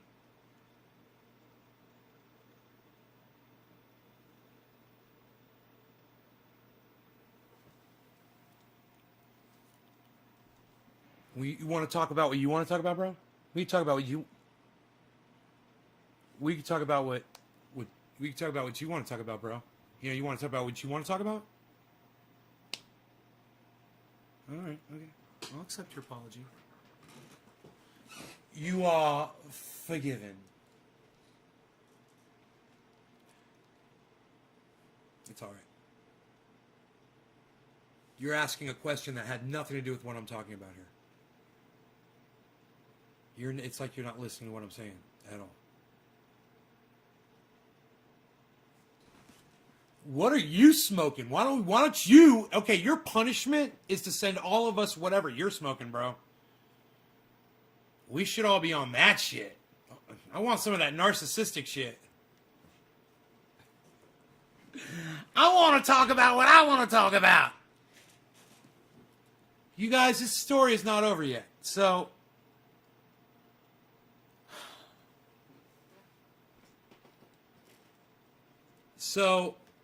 I open the door and I tell the dog he can go outside, you know,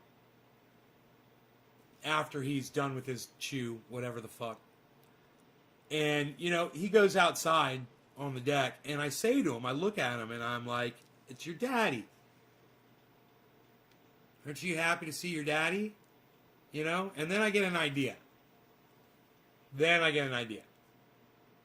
I'm like, I'm going to get a brand new yak milk chew, and I'm going to put it in my mouth. I'm going to walk right up to him.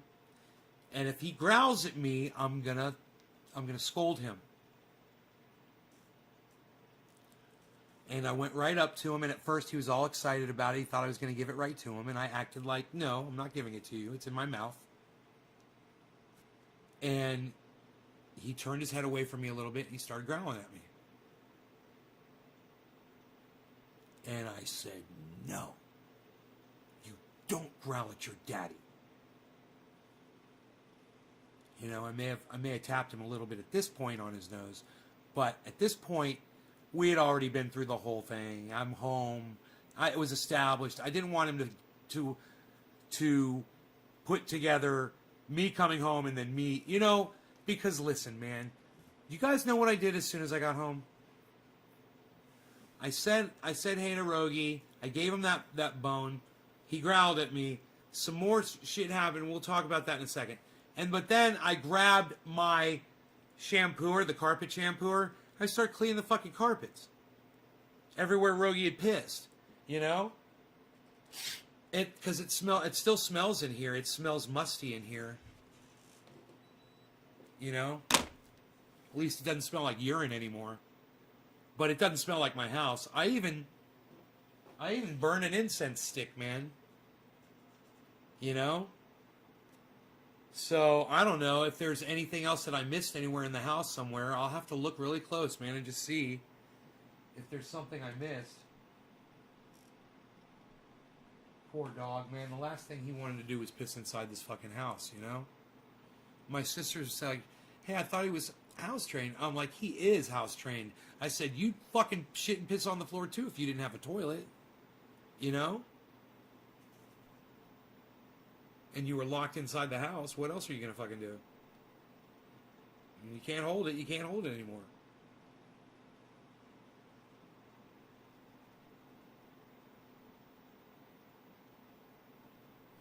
Did I leave Rogan alone? No. The people who were supposed to watch Rogan left him alone. I've been in Florida for the last 7 days, bro. I've had 4 people helping me watch this house.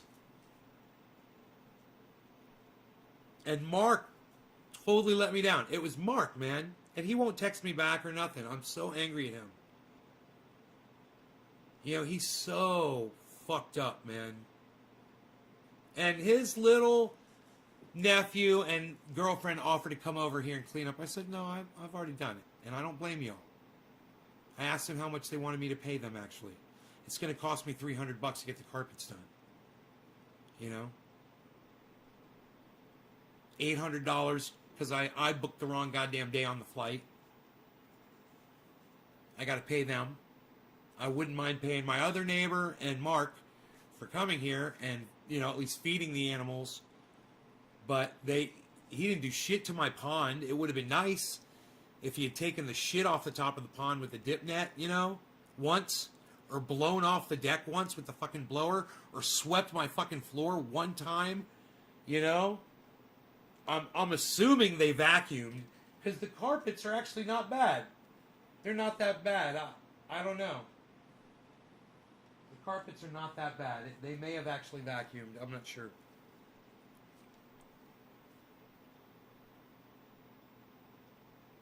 Yeah, man. Well, sometimes you gotta travel, bro. You know, sometimes your dad's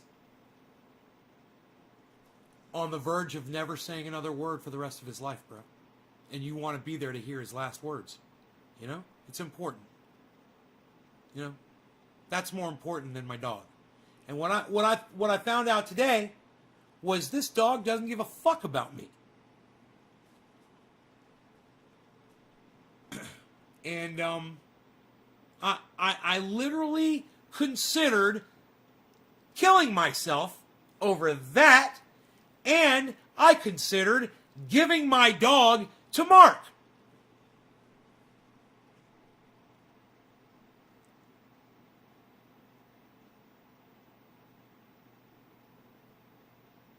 Yeah. Yeah.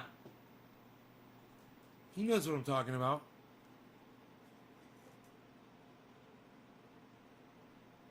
No, he doesn't, man. He doesn't fucking love me. He doesn't, man. He's a dog, bro. He's a fucking dog. And, I was fucking shocked when I came home today, man. Yeah, so he's mad at me. He wasn't locked inside my house for a week. They had people living here. You know, for 5 days there were people living here, letting him out all day, taking care of him, feeding him, playing with him. You know, it was the last 2 days that Mark was here at night and then went to work, and then my neighbor would come and let him out. And my neighbor came at least twice and let him out 2 times. It wasn't that much. It was only 2 days, man.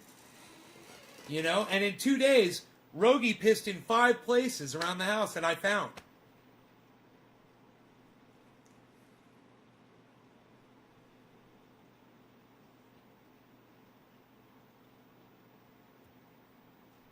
Yeah. Yeah, I guess so, man. Fucking breaks my heart, man. I'm like,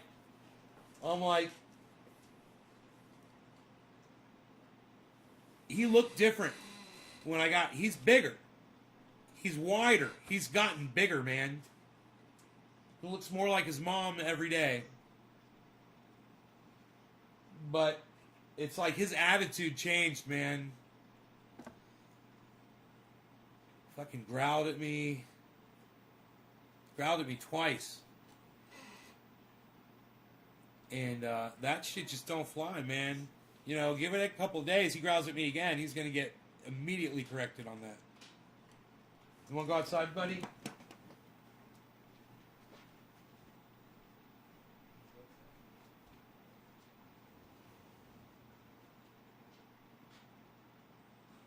I'm going to give him some fresh food. This is bullshit what he's got here.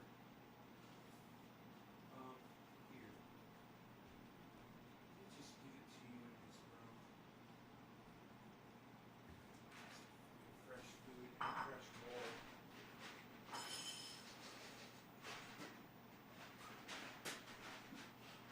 Brody, you want some oil on your food? You want to leave it? Where's the oil at? Where's the goddamn olive oil? Brody. I gave you some, buddy. Just so you know. What do I have in here? Okay, I got some OJ. Get a little bit. Alright, a little bit. Drink it. I don't give a fuck.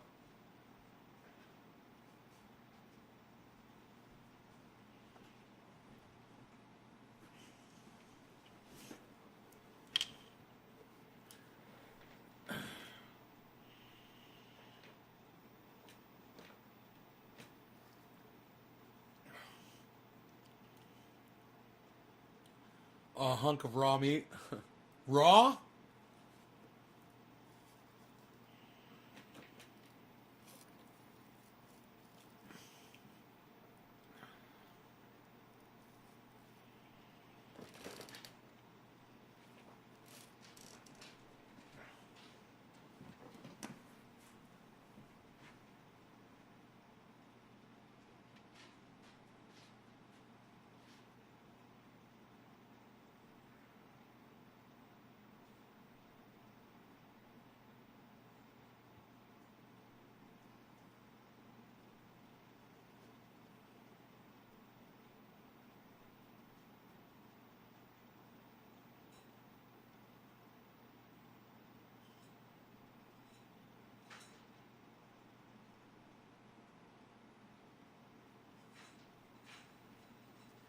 Cool. He's eating.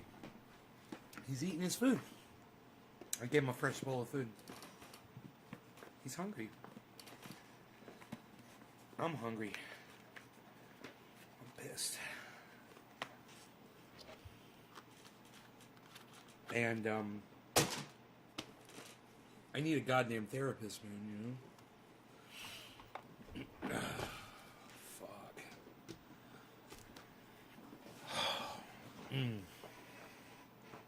You guys are gonna have to be my therapist, I guess.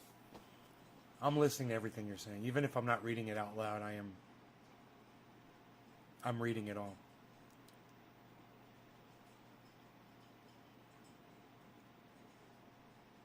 Alright, Dice Man. Oh yeah, raw meat? No shit.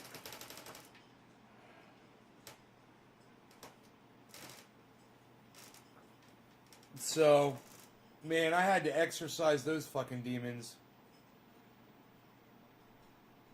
That story had to be told, man. All I wanted to do is get home and see my little doggy, man, you know? I just want to get home and see my little doggy as fast as I could. And motherfuckers be slipping. Cunts be slipping.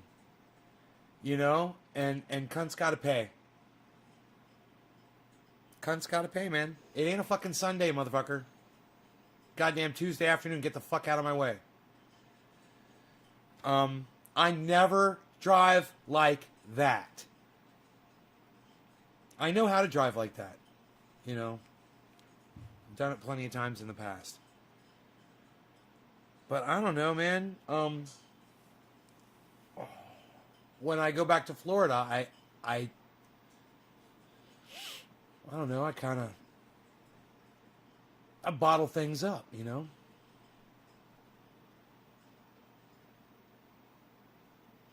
I don't express myself, because when I do, my friends don't like it, you know? If I say how I feel about things, they don't really want to talk to me about how I feel about shit.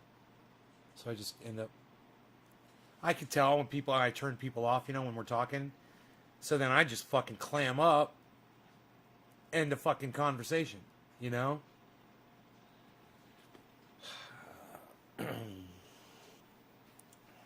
So, you guys are fucking psychos.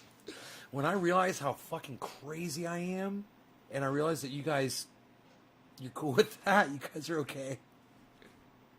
We're all cool, we're good. You do you, Nay, we're good.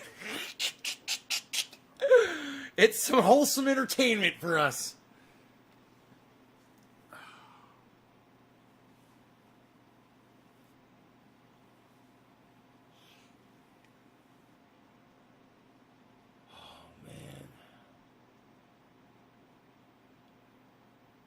Right? Billy, exactly.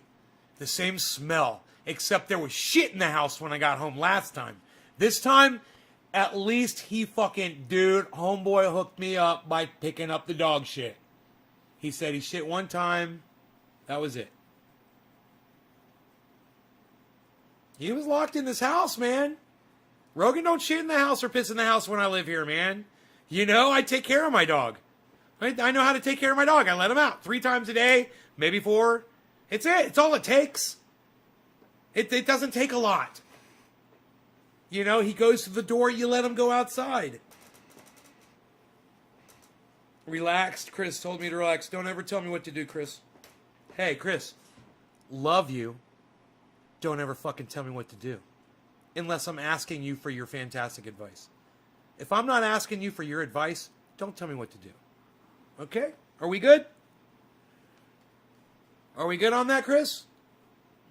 Okay, but you did it. When you say you know, but you say you know, but you did it. You say you know, but you did it. You know what my friend Gary used to say? His father used to say? Sorry's not doing it.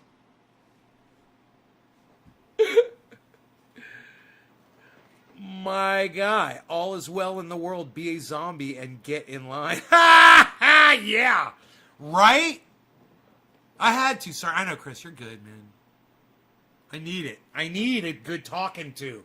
Like that talk I had with that girl on the... hey, man, I hung out with my friend Shannon. I wish I had a photograph of me and her together. I didn't think to fucking take one because I'm an idiot. But, man, she's beautiful, man. I love her. I love fucking Shannon, okay? Thing is right after I left Orlando, just like a year or two after I left, and her and I were really good friends, man. She hooked up with somebody and she's been with them ever since. And happily ever after, man. They're doing really good. You know, she's really happy, and I'm happy for her. And she loves hanging out with me, man. And she loves smoking and getting high. And she loves talking, and she made me feel so good, man. Because she likes hanging out with me, and she's so beautiful.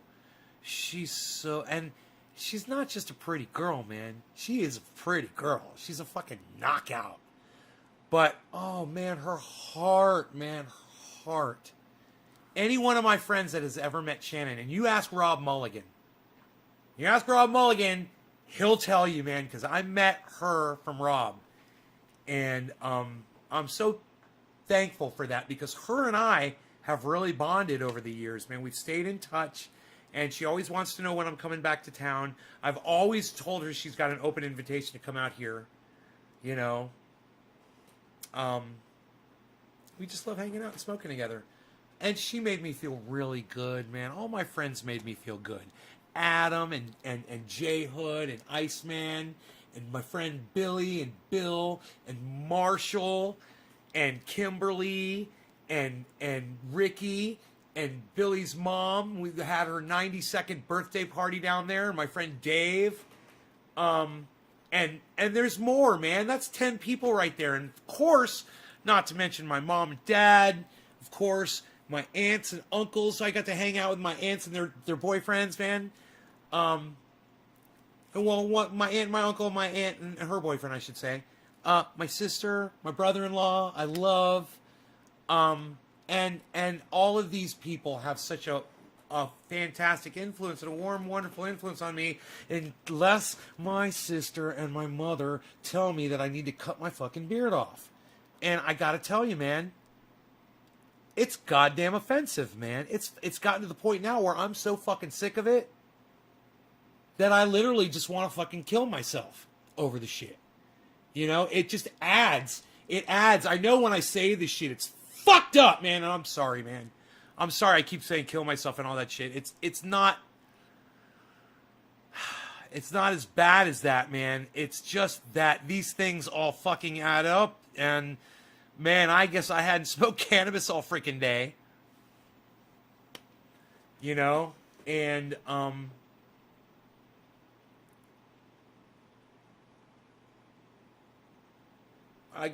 watching my father maybe speak for the last time that I'm ever going to hear. Maybe. I don't know. He told me he loved me. You know? He said a few things. My cousin and her husband came over. And my dad lit right. That was another thing. That's another thing. But, you know, what can you do? He's got Alzheimer's, you know? Sometimes things change drastically, and sometimes things don't change much at all. And that's fucked up. But, you know, it's part of this, unfortunately.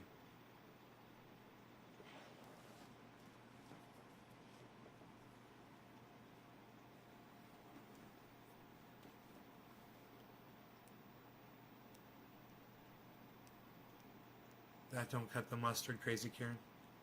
When I come back from visiting my parents, I just feel this feeling sad. Time goes by, but this is life.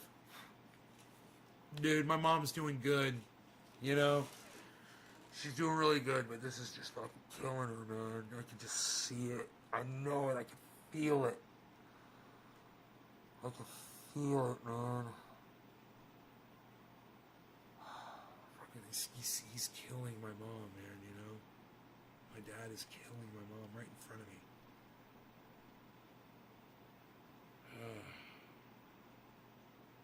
It's killing me.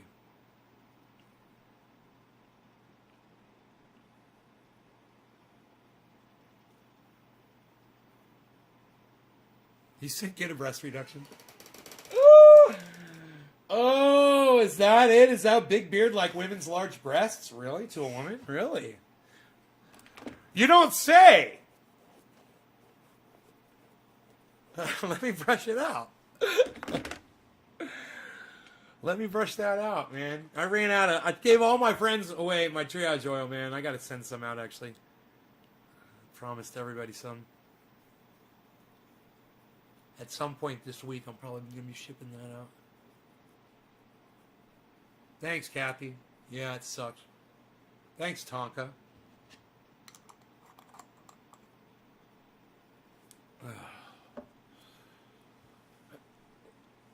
We must be strong and be grateful. Right?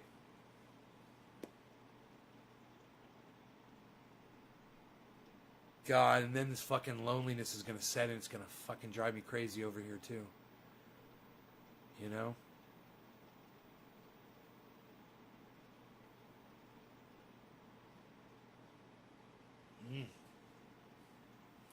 I got to fix my waterfall.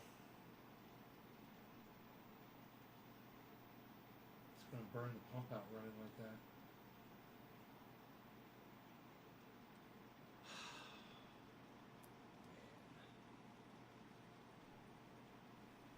Clean that pond. I got so much shit I gotta do. Alright, so you guys are great. I hope you enjoyed the 2-hour video. You want me to keep going? If you guys want me to keep going, go ahead and share this video out. And I'll think about it, alright? Let me see. Oh, look at all this coffee I got! Hey, look at all this coffee! Hey, didn't drop any frames though, Karen. So cool. Thanks for telling me. Hey, I got freaking kafefe here. Look at this. Oh, you want me to keep going? Of course you do. I love you guys. You guys are great. Well, maybe you can snap me back into being normal again, you know? And stop talking all crazy. But I have to talk crazy because I got to keep it real with you guys. And if I feel this way, I'm going to tell you guys. I haven't felt like this, man. I've never felt so...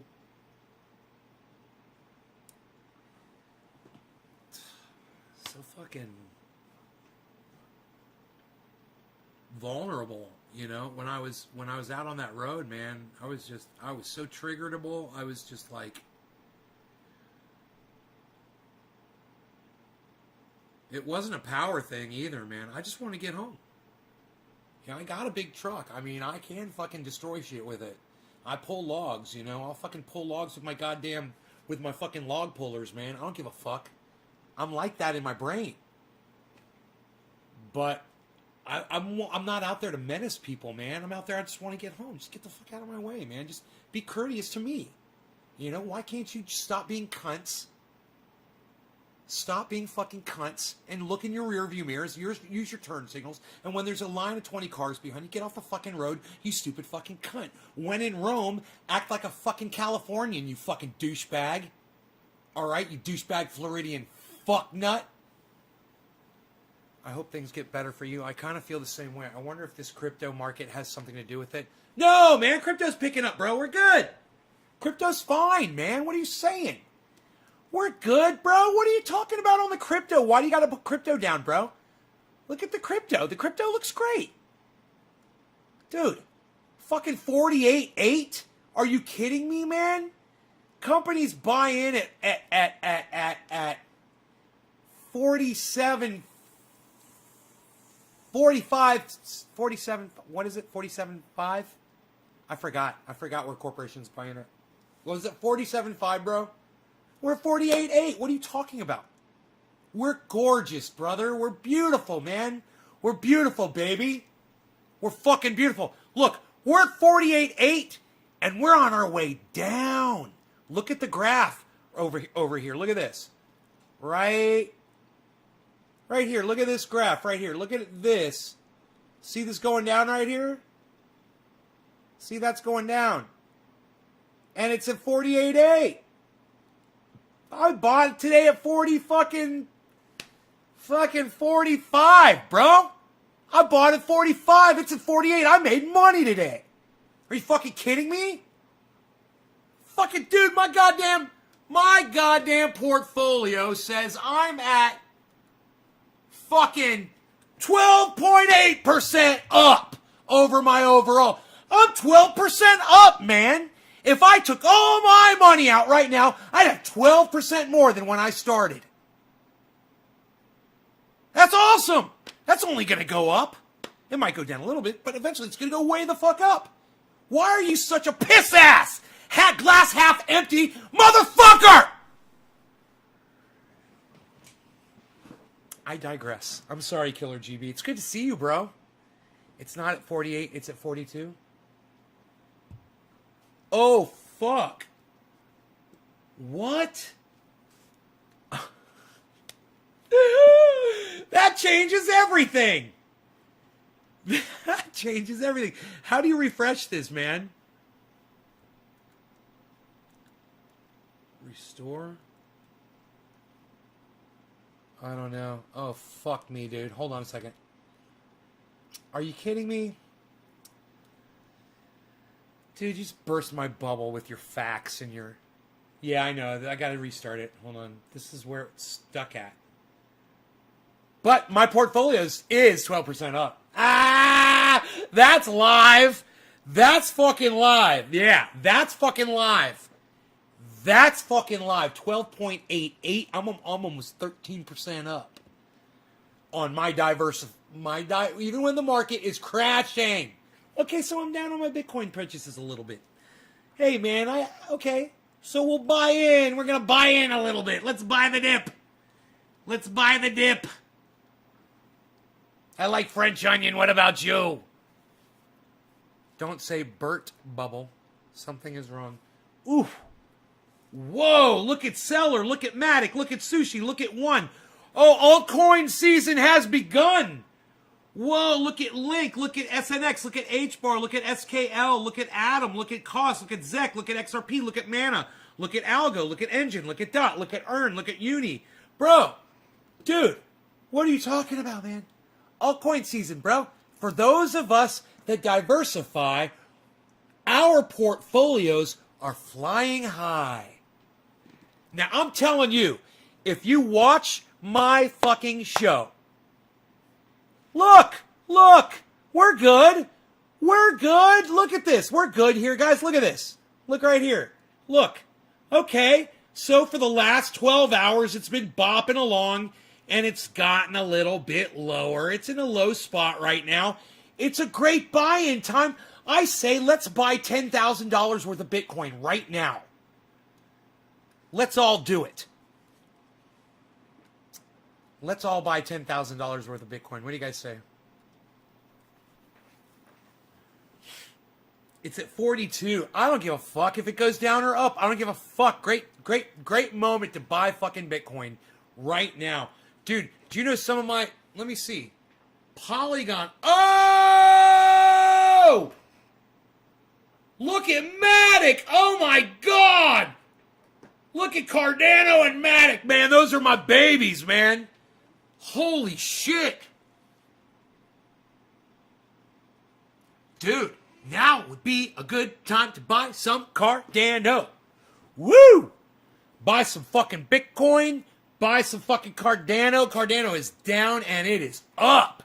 You know what I mean? It's down for the 24. It's up on the long haul. It's going up. Oh my God. Ethereum, nice. I've seen it better. It'll get back up there, right? We were at 4K on Ethereum, weren't we? Did we hit 4,000 Ethereum? I think we did, didn't we? Refresh my memories. I can't remember.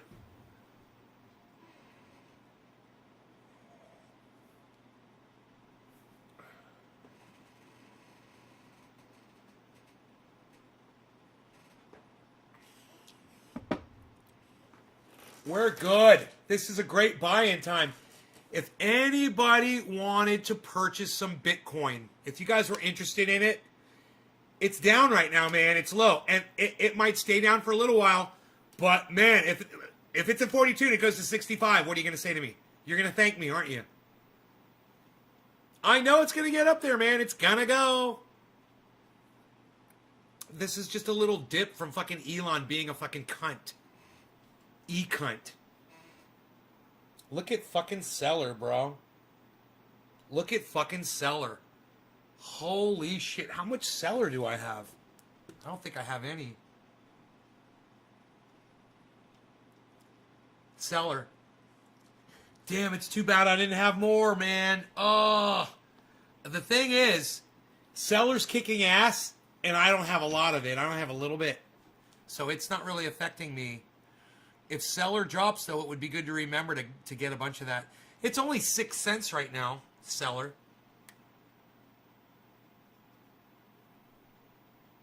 Seller's only 6 cents.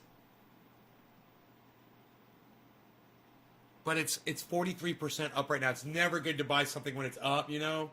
But it's only 6 cents. It's 6.68. So it's 7 cents. 8,570, 8,550, 8,580, 8,670. It's going up. Has the market at a high fear right now? The fear euphoria market? Where's my doggy? Oh, he went outside. Here, let's get rid of that.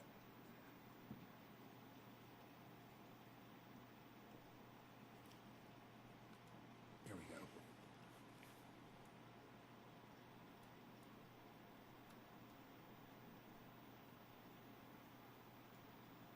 Man.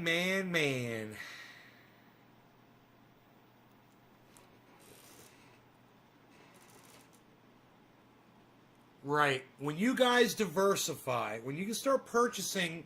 See, look, guys. I recommended everything that's on this page. I told you guys, take your pick. But make sure you diversify. Remember, I said put 50% of everything in Bitcoin. Take your other 50%, spread it out over these. So if Bitcoin's blasting, it doesn't matter what those guys are doing. If Bitcoin's down and these are up, you're going to be fucking loving it. Look, they're all up. So I'm in the positive zone right now. I mean, I'm not up when Bitcoin's up. But I'm up, man. Hey, man, did we just move up on Bitcoin to 43? Weren't we at 42, guys? Oh, shit. Hey, man, if you guys want to buy Bitcoin, I'd buy it right now. I think it just fucking hit its bottom. Oh, fuck, dude. Where's my fucking buyer at? Let's buy some Bitcoin. I'm buying some, man. Fuck you. I don't give a fuck. I don't give a fuck. I don't give a fuck. Give me some of that. Fuck you. Give me some of that 43, son.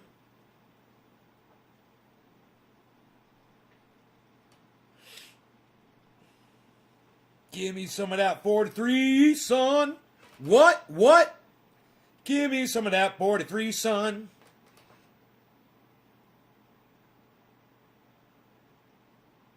To the moon! To the moon! I got it at 43, what? 43.4 right there it says. I probably got it a little higher than that. Let me see.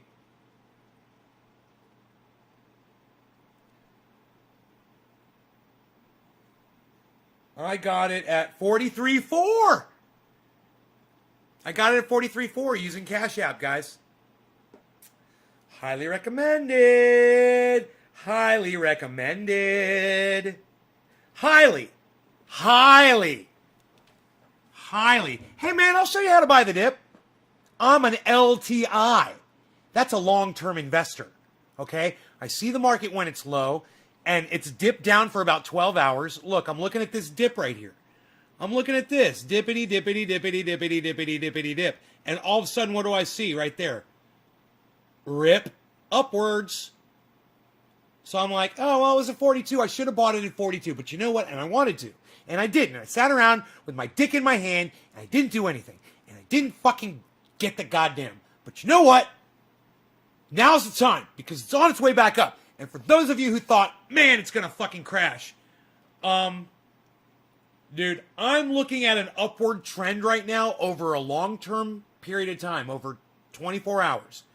And it looks really healthy on that big-ass scale. Imagine how it looks on the little one.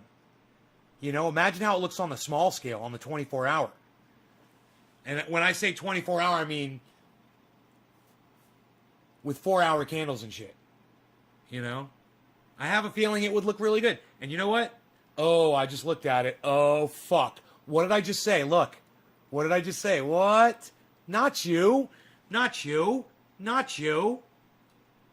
We want you. And you, and you, and you, and you. We want you right here. Look at this. What is this? What is this right here? Look at this. Look at this fucking spike upward that I just saw. I put on candlesticks and I'm like, oh, fuck. Okay, now it's finally breaking down. Now that I pointed out to my audience, it's going to be a little bitch. Okay, be a little bitch. Bitcoin's going to bitch out on me. But that's okay. Because this is what it does when every time I purchase it. It drops. Because I think a whole bunch of other people were thinking just like me. And we bought a whole bunch and we dropped the fucking price of it.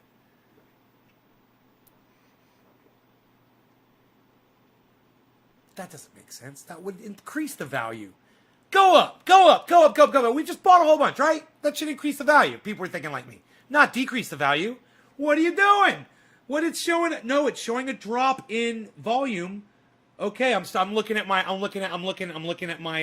I can't talk right now. I'm looking at the volume again. I'm looking at it, man. I'm feeling it.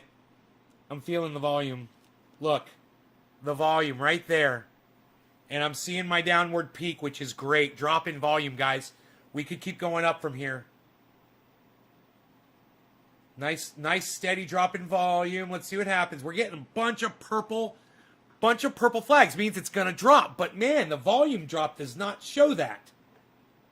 It's fucking purple, man. Let's make this bigger.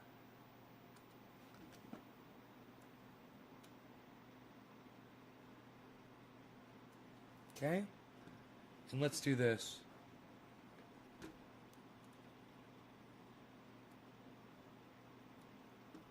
And let's get my big fat fucking face out of the fucking way. All right, here we go. Perfect. Perfect. Oh, I'm feeling this. I am feeling this. Oh, I'm feeling this. Look at the drop in volume, guys. Look at the drop in volume, guys. Look at the drop in volume, guys. Look at this drop in volume. You know I'm going to show it to you. Beep, beep, beep, beep, beep, beep, beep, beep, beep, beep. Let's see what happens here. Okay? We'll see where we're headed from here. Okay, volume's increasing, and it's increasing in the buys. There's more people buying right now. Let's see what happens. 43.5, it's a point of contention, you would think, right? A lot of selling going on at 43.5. A lot of day trading going on at 43.5. All right. It's testing 43.5, Joe. Suck it, Joe. I know you're watching.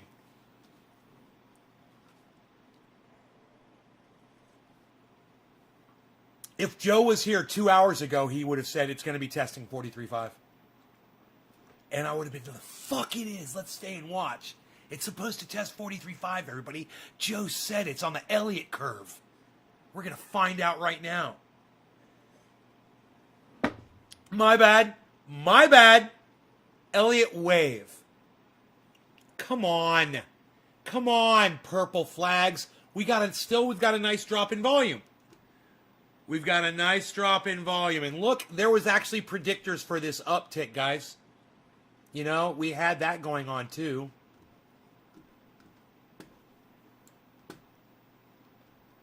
Look at those two yellow flags. The two yellow flags right there, man. And it wasn't the bump on that little green one. It dropped within 9 minutes or so. Up it went. Bitcoin's back, baby. It's back to the predictability. You know, okay. It should go up now because there's a big drop in volume. There's a drop in value. Look. Drop in value. Drop in value. Drop in volume. We're about to go up bigly. Expect a yellow flag soon, and then give it at least 8 minutes or less. Remember, we were getting all the way up to 13 minutes. That one lasted, after the two flags, was 1, 2, 3, 4, 5, 6, 7, 8. Okay, let's get the yellow flag right about now. This should be perfect. Oh, look. This is a setup for a yellow flag, guys. Setup, setup, setup. Because they're both slanting downwards. Now we got our green. We should get a yellow flag!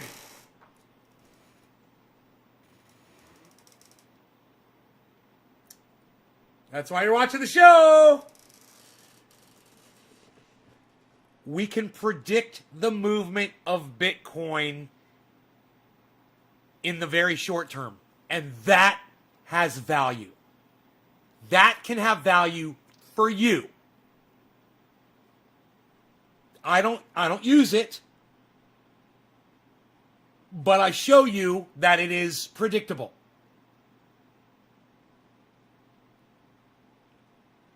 And there's a second yellow flag. We're about to go uptown, girl. All right. You know what? I want to dab my own stuff here. Look at this. Shut up. You're no good, you. You're no good, you're no good, you're no good, baby, you're no good. Shut up. You're very good, you. You're very good, you're very good, you're very good, baby, you. You're very good, you. You're very good. How is my cat? Cat seemed a little happier to see me than the dog did. The cat wasn't happy to see me either. Look, the dog's not even in here with me, man. The dog doesn't even give a fuck. Let me see where he's at.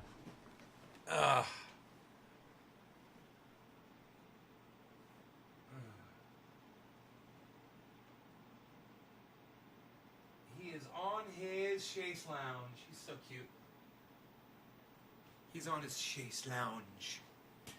Outside. I should have seen him on the video camera, but oh no, he's in the shade. That's why I didn't see him. So, hey, you guys, I know what you're thinking. If you're new to this channel, I know what you're thinking. You're like, no, you just said Bitcoin was going to go up and it's going down. No. Watch. You got 8 minutes. 8 of these blocks. Right there, there's 4, right? There should be, you got maybe 4 more. Now, it can go up to 13. It goes between 8 and 13. It's sometimes it's less than 8. It go anywhere from 0 to 13. But 8 is usually the standard. If it does this, though, it's about to shoot up quick. Because this and this, it's a dead setup for a yellow flag, man. Here it comes again. Watch. It always happens, man. I always know when it's going to happen. That bottom one's going to turn green. And that's going to turn yellow. First, that's got to turn green, though. Oh, I think this is the moment it's going to happen. Actually, I was going to say, or it might happen in a minute or two. But I think it's going to... Green. Now this is going to go yellow right here. And your yellow is your predictor. Your yellow is what tells you you're going up.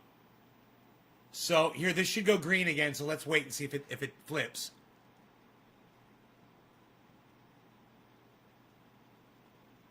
Total setup, man. This is a total setup for it going up.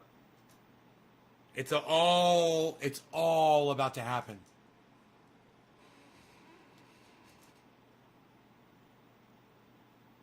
Green, yellow flag, here it comes. You ready? Boom, yellow flag. Here we go. So there might be another yellow flag, but we're probably headed up right now. This could be the one. This could be the surge going up again. So it's all the way down to 43.2. It went down a ways, huh? Oh, up, wait. Up. Got a standoff here for a second. They're dragging it out. We're going up. We are going up. Yellow, there it is. The yellows aren't holding, and that is concerning for sure. That is concerning me.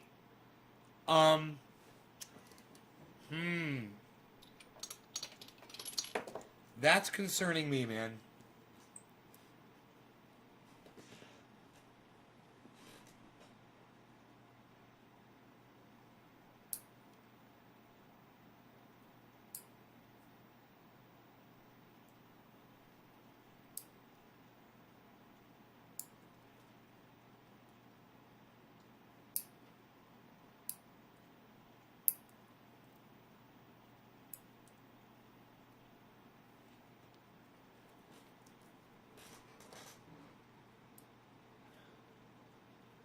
See the curve? Look, there's a J here, guys. Look at this J.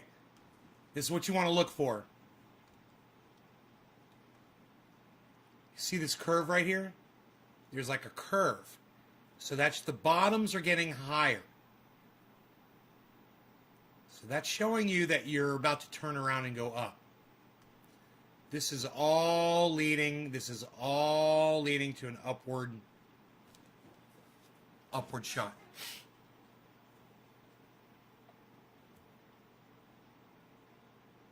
There's about to be a tremendous buy-in, I believe.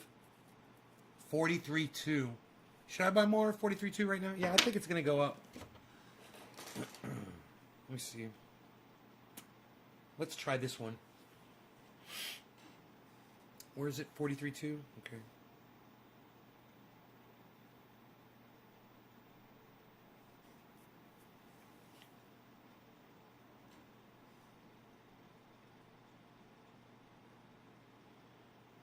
$43.2.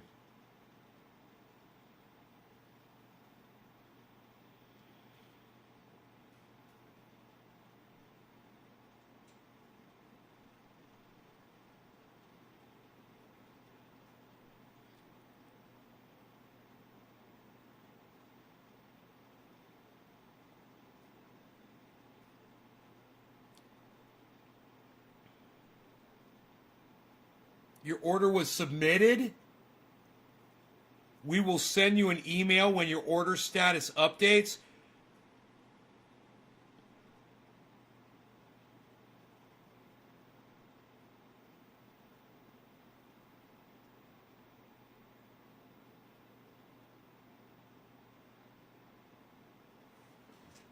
I don't even know what today is. Isn't this funny?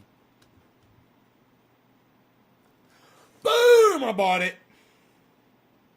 They gave it to me at 43.4. 43.4. Dude. If I keep going, I could be really close to getting a fucking third Bitcoin, man. Holy shit. I never even imagined I would have more than one. I always said remember when I started, I was like, I just want to have one Bitcoin? About to have fucking 3 Bitcoins. At these prices, why wouldn't I?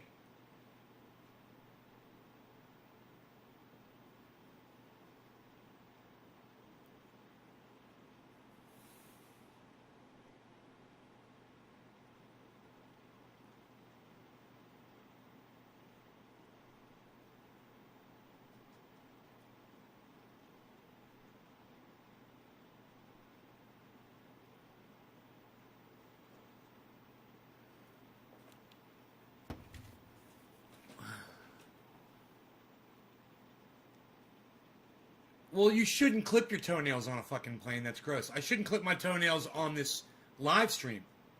But I love you guys. It's like we're fucking family. I think I could clip my nails in front of you. But on a plane, you're fucking sick, dude. That's disgusting. You shouldn't fucking do that. That's disgusting. You are a disgusting person. I'm in my own home, bro. I'm not on a fucking plane in a public place clipping my fucking nails. You know? There's germs under your nails. Dumbass. God, what's fucking wrong with you? What is wrong with you? God.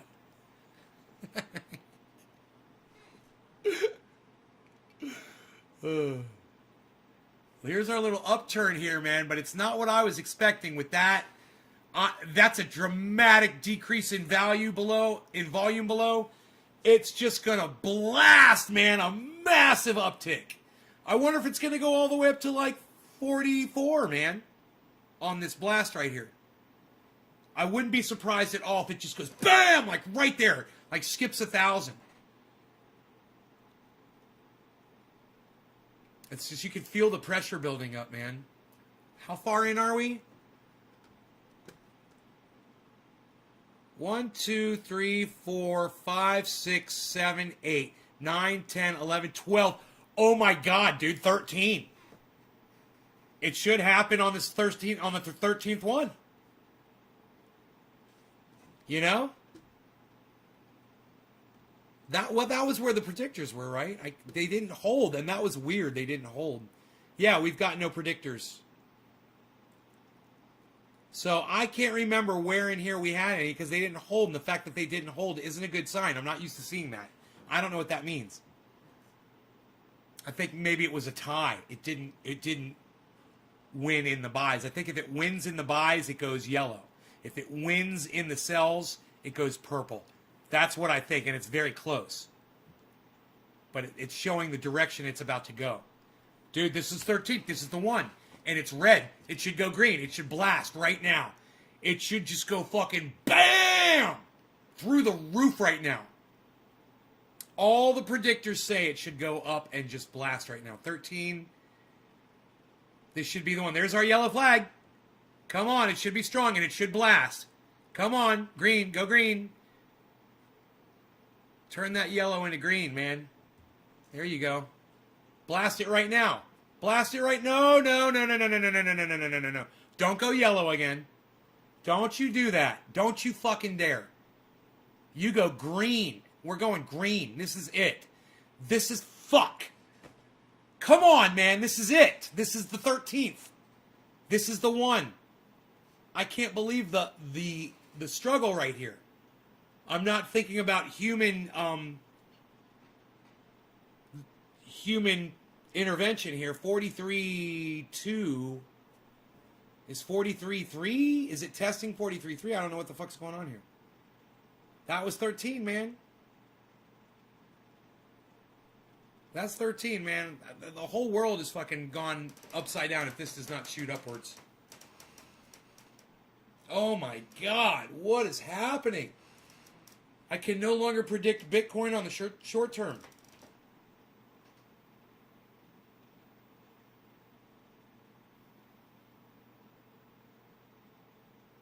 It leveled off, but that leveled off there just means I think that there's equal buys and sells going on at that point.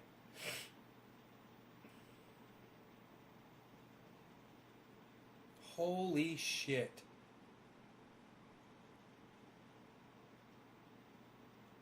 Green candles, come on, where are you? We like green candles in here. Feet on the back of your chair. Not just that. People who store their water in the back of your chair and then constantly pull it out and put it back, take a drink, put it back. They're such narcissistic cunt bitches. I mean, really? You don't realize that someone can feel that? Let me go behind your chair and do that to you. You know, and you tell me if you can fucking feel it. And you gotta love that, especially if you're trying to fucking sleep on a flight. Oh, man. Oh, I was nice about it. I was real nice about it, man. You know, like I said, I'm not out to menace anybody. I just want to get through life and be a good person, man, you know. But cunts make it so hard. You know, I gotta worry about fucking cunts. You know, cunts be fucking getting in my way.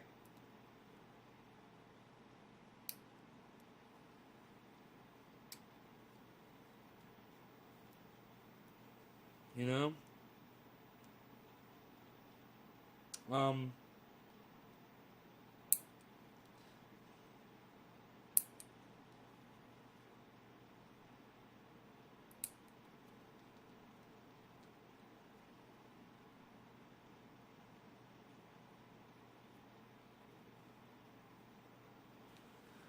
God, man, just goddamn good pair of nail clippers. It's good to have, man, you know?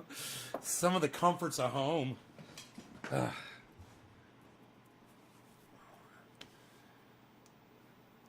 Has anyone had the any side effects? No, I knew someone that got Moderna like me, and they had side effects from the Moderna shot.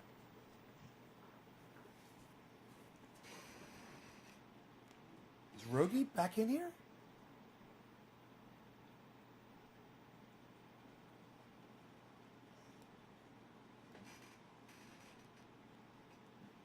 I think Rogi came back in the house. Hey, Rogi! What's up, bud? Rogi's back in the house. You want something? You want me to get you something special? Here, I'll give you something special. Nice. What do you want, buddy? You want cookies? Something? What do we got? You want something like this? You want something like this? Okay. All right. You know the deal. High five. High five. Rogie, sit. Rogie, sit. High five. Good boy. No growling. Good boy. High five. Good boy. There you go. That's all yours. I'm not going to fuck with you, okay? I'm not going to try to pet you. I'm not going to go anywhere near you. That is all yours, buddy. All right? Those are called chompums. They're pure hide, slow roasted, beef hide chews. Chompums. Dogs love them. Oh, we're down to 43-1. Wow. Slow crawl downward, man. I have lost my ability to predict Bitcoin. It's got to be refigured, man. There's something different about it now, because this is completely, look, man, look. Man, look at this. Get you guys out of the way here. Look. We've got the longest walk down. We've got the longest slow walk down. We should be blasting. We've got predictors, man. We've got a solid yellow right here. That's what it was. That's what it was. That's what it was. I predicted on the yellows and the yellows didn't stick. Look. That's what it was. I think we're okay. I think we're still good. Here, look. I'm just out of practice. Look. These definitely triggered, man. Those triggered too. Those triggered too. So we're good. We're good. These triggered. That was a weird walk down, huh? All yellows and then finally. That's good to see, though. That's good to see how it's behaving. And then we've got a predictor here for this, but what a drop. And we've got predictors. We've got two predictors for this.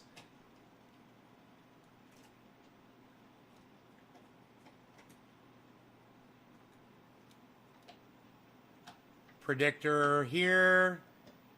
This was a failure. But these two worked right here. Look at these two. Boom! Great predictor right there.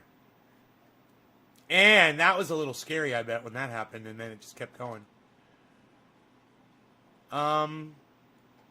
Again. Yellow before the green. Yellow before the green. Yellow before the green. But this was a disappointing one. And then a huge drop. Again with that. Yellow, green, yellow, green, yellow, green, yellow, green. Man, if someone doesn't use 4-color on candlesticks, they're depriving themselves of amazing, easy-to-read information, man. Whoa! What, man? What is going on, man? We had no predictors. That's what's going on. All right, right. I'm high and I keep forgetting. Okay.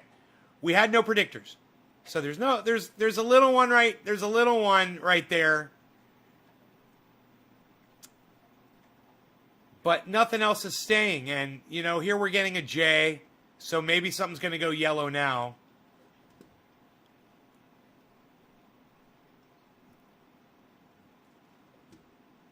Getting a little bit of a J here.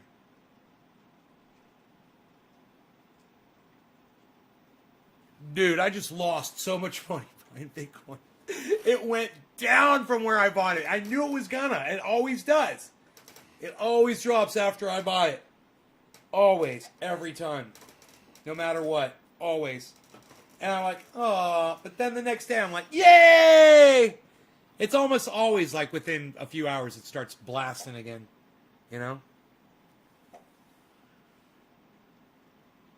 But I am not accepting that this fucking, that Bitcoin is completely over. There's no way. Not accepting it at all. Everyone should own a little bit of Bitcoin. There's a big yellow flag. Yes. Give it to us. We need it. We need that big yellow flag. Come on. It's the only kind of flag I'll accept on this live stream. A big yellow flag. We love them.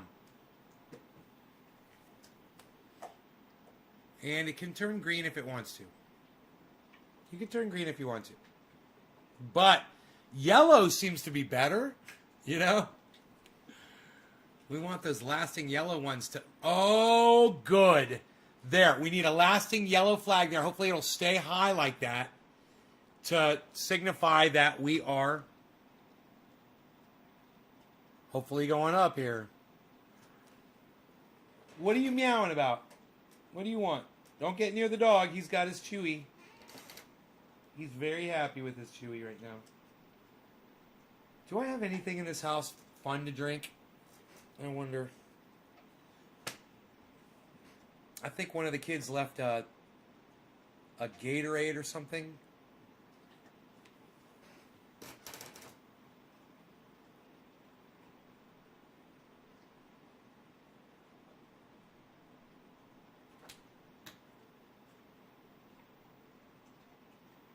Hopped off from my uncle. What's the discussion? Tula.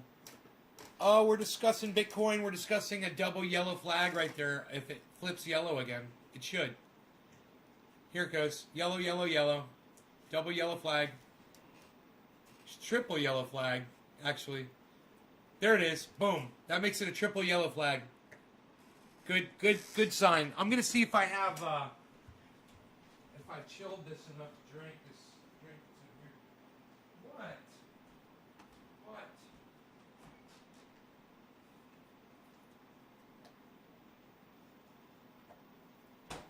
What? What do you want?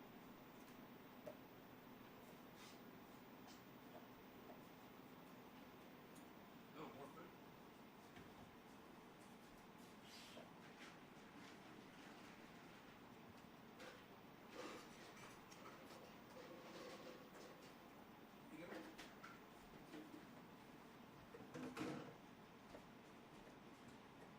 You have to zero Gatorade here.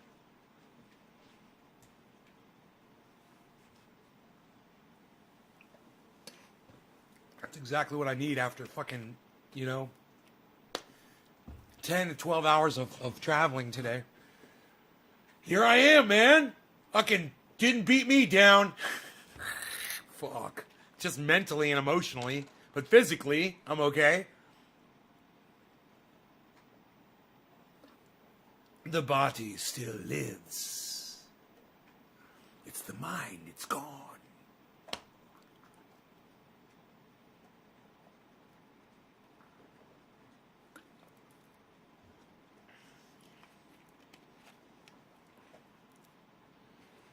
All right, so we're seeing double yellow flags and we're hoping for an uptick here in the Bitcoinage. In the meantime, I say we let them go into a dab.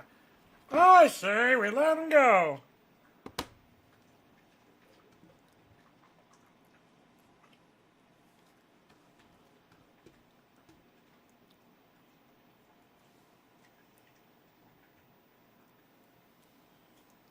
Here we go. Here we go. We've got a solid yellow marker. We should get some upward movement now.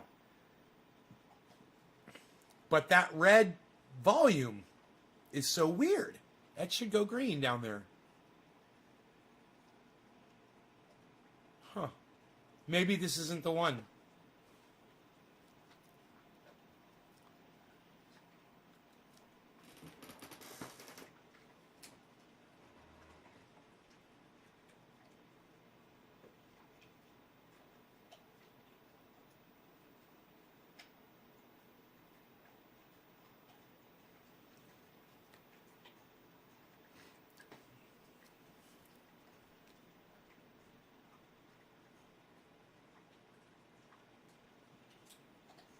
Yeah, it was great seeing you too, brother.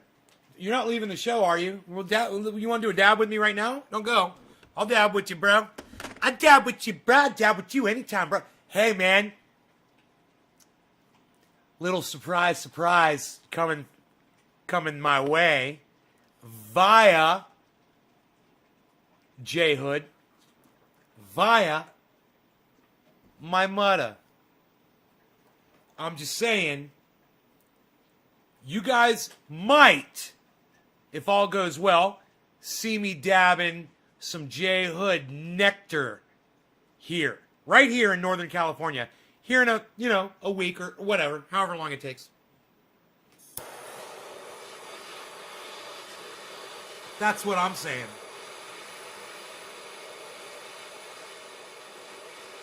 Yee! Yee! Deep in the paint, son! Deep in the paint! Like J-Hood, did you hear when I was talking about my car today and I said deep in the paint like J-Hood says? I was getting deep in the paint when I cut off that water truck.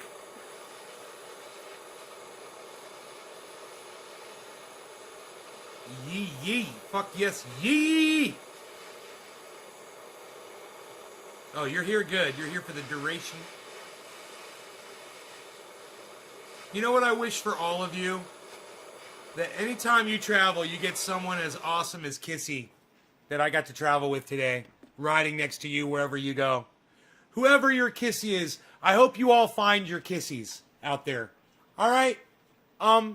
So cheers to Kissy from all of us. That has made my travel so much nicer.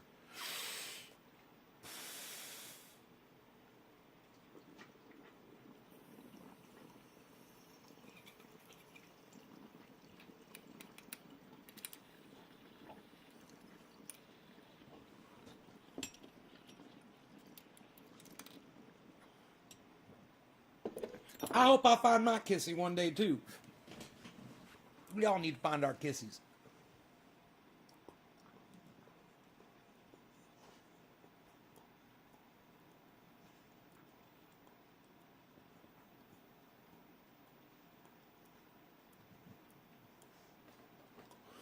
And yoga jeans wouldn't hurt, I'm just saying.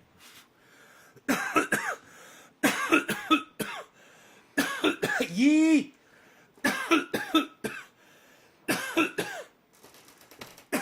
God, who was the genius who thought up the yoga pants jeans? Oh my God. You fucking genius. You fucking devilish genius, you. How dare you? How dare you? Where's Enoch? I was in Texas today, son. Where's Enoch? I was in fucking Texas. What? Yee? I was in Texas. I was in Arizona. Not Arizona. What does it matter? I was in Florida, Arizona, Texas, and California. All in a week. It was a whirlwind tour. It was a whirlwind tour. It was a goddamn whirlwind.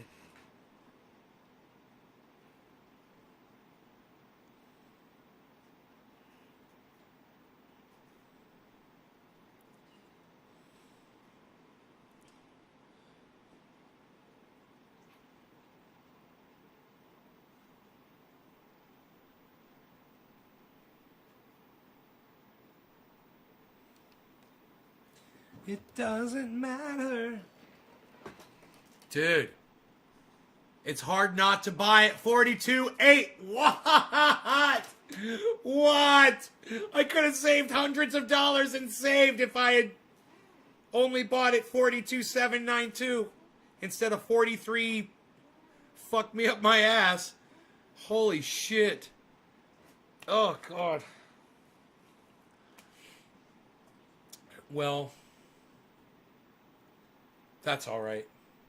No one likes getting fucked, but look, this is part of the game. I told you guys this. So you should all be mentally prepared for exactly what just happened to me to happen to you when you purchase crypto. For some reason, like magic, when you buy crypto, the value drops immediately. So don't worry when it does. Because when you diversify and you get and you spread out the other half. You do one half Bitcoin and one half everything else. That's great, you know. It's easy. It's all on this list right here. You are winning. You're still ahead.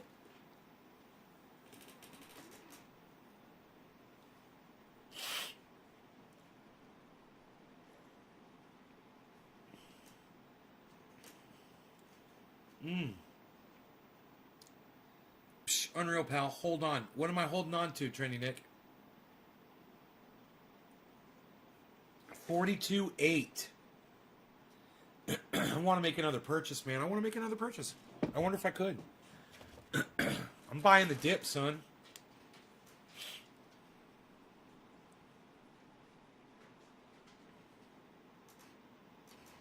$5, $10, $15, $20, $25. Ooh. Don't have enough for that. Hold off there, son.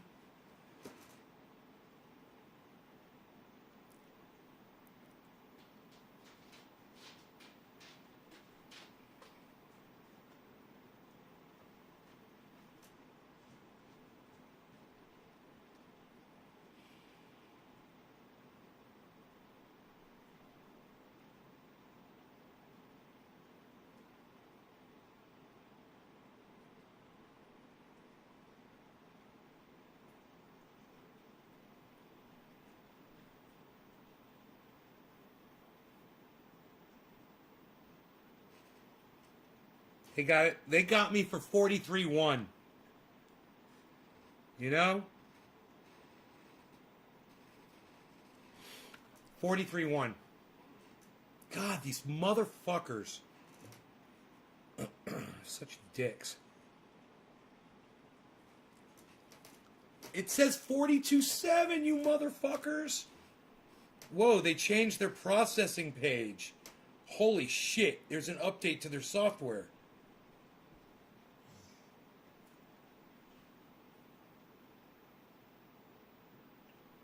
And it's taking just as long. Error! Declined by issuer. Well, son of a bitch.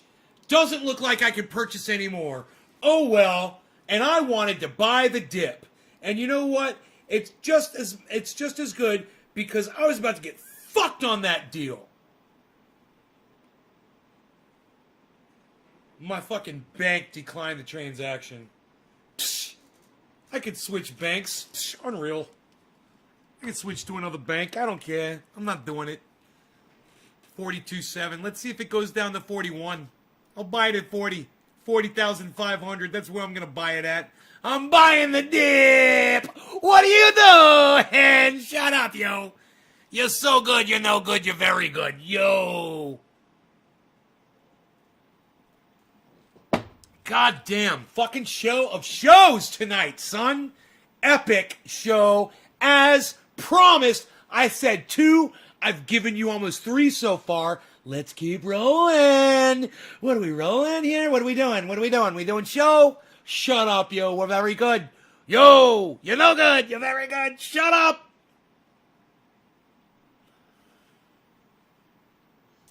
You would think I'd be like this when I'm driving my car down the road. And you know what? If I was, I'd probably be a better driver. But I'm pretty quiet when I drive the car. Until I put my fucking finger out the window and I said, "Fuck you, motherfucker!" Like that. And there, like I said, there were 20 vehicles behind him that saw me do that. And they were probably, all 20 of them were like, yeah, look at this douchebag. None of them could get around that son of a bitch. None of them. They got stuck behind him for like 2 miles, probably 3 miles before it opened up. And then only a couple could go. And they had 2 semis back there that had to pass him. So they all were getting fucked. I had to get home, man. You know, the longer I waited, the more piss was going to soak into my fucking carpet. I guess I had a feeling, man, you know?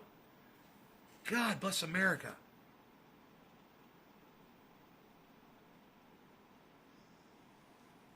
God fucking bless America.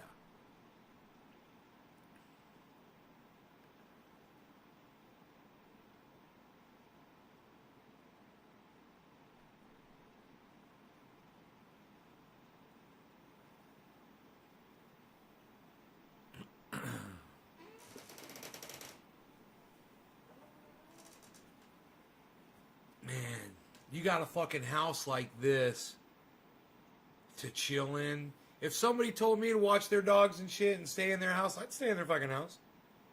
If it was like this, dude, I'd be living large, bro. I'd be fucking partying, man. Oh my God, I'd be loving it every day. I'd be watching shit on YouTube, TV, relaxing outside, son, fucking doing my podcast, going outside on the deck, going out to the fucking the pond over here, taking the dog out for walks, doing all the things you see me doing here, man, you know, and loving it, having fun. I don't understand why it's so hard to keep people in my fucking house, man. God. Fucking man. The dog wouldn't have pissed in the house if there were people here to let him out.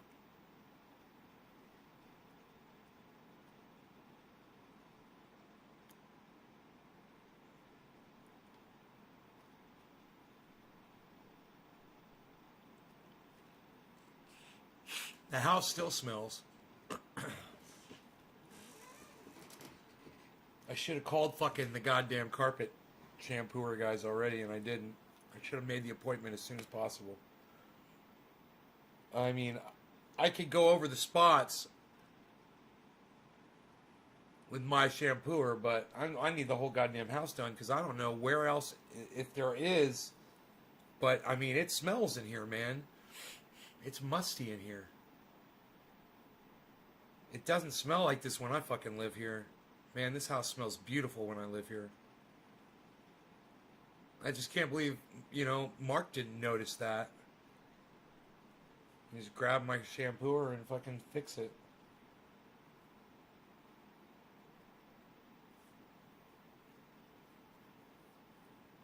Text me.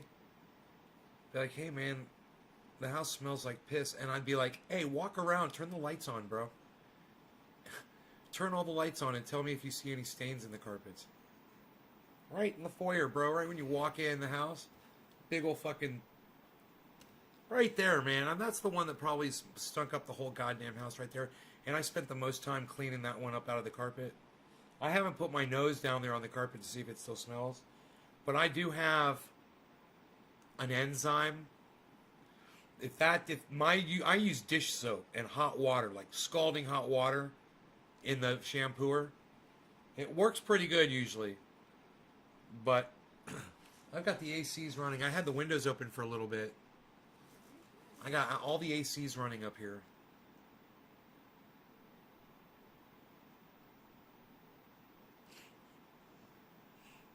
Let me see if I can make that fucking smell go away. You know what I mean? You know what I mean?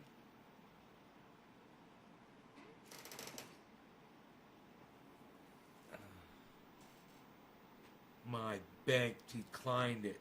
It's 42.7.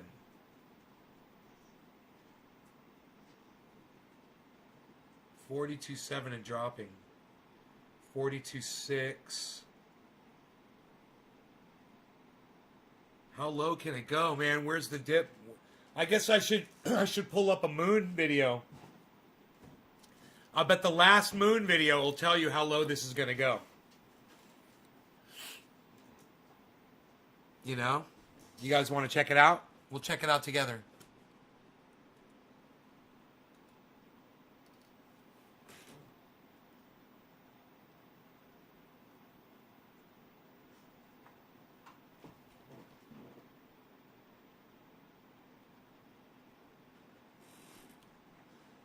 Hey, Jimmy Doors live. Look at that shit.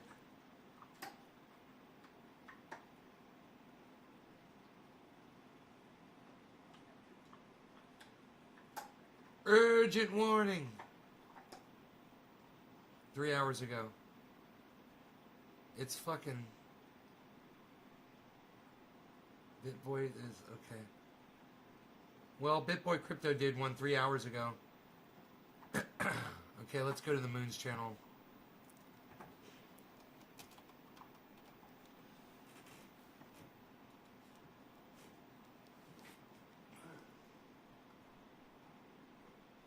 $13 hours ago, 1 day ago, 5 hours ago.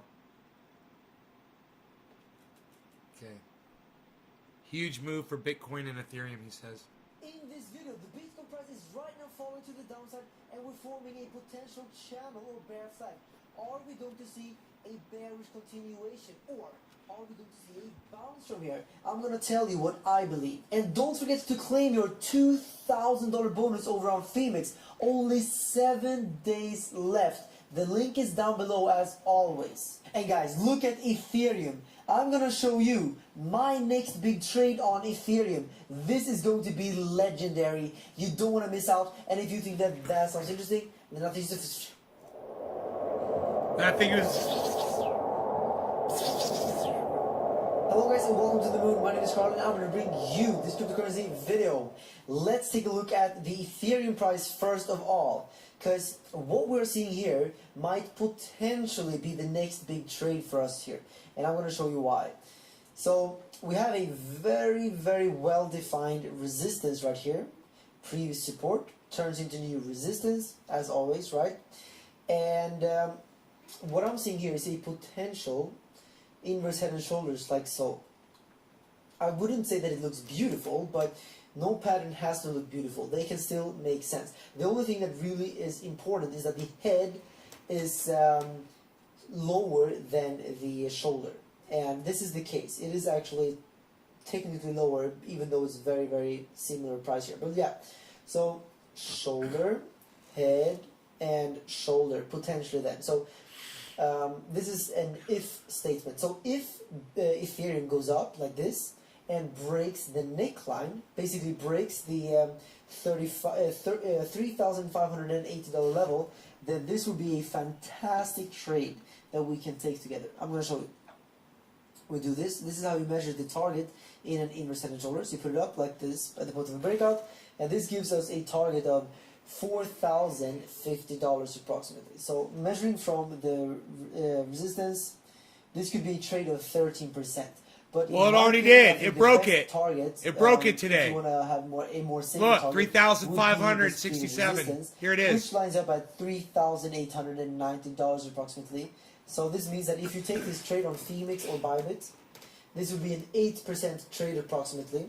And as always, if you want to trade on Ethereum or trade Ethereum or Bitcoin on Bybit or Phoenix, just scroll down below this video. You can claim up to $6,000 in bonus on Bybit and Phoenix, even on Binance. Look at this. You have so many different links that you can use, and these bonuses will be yours as soon as you register an account and make your deposit.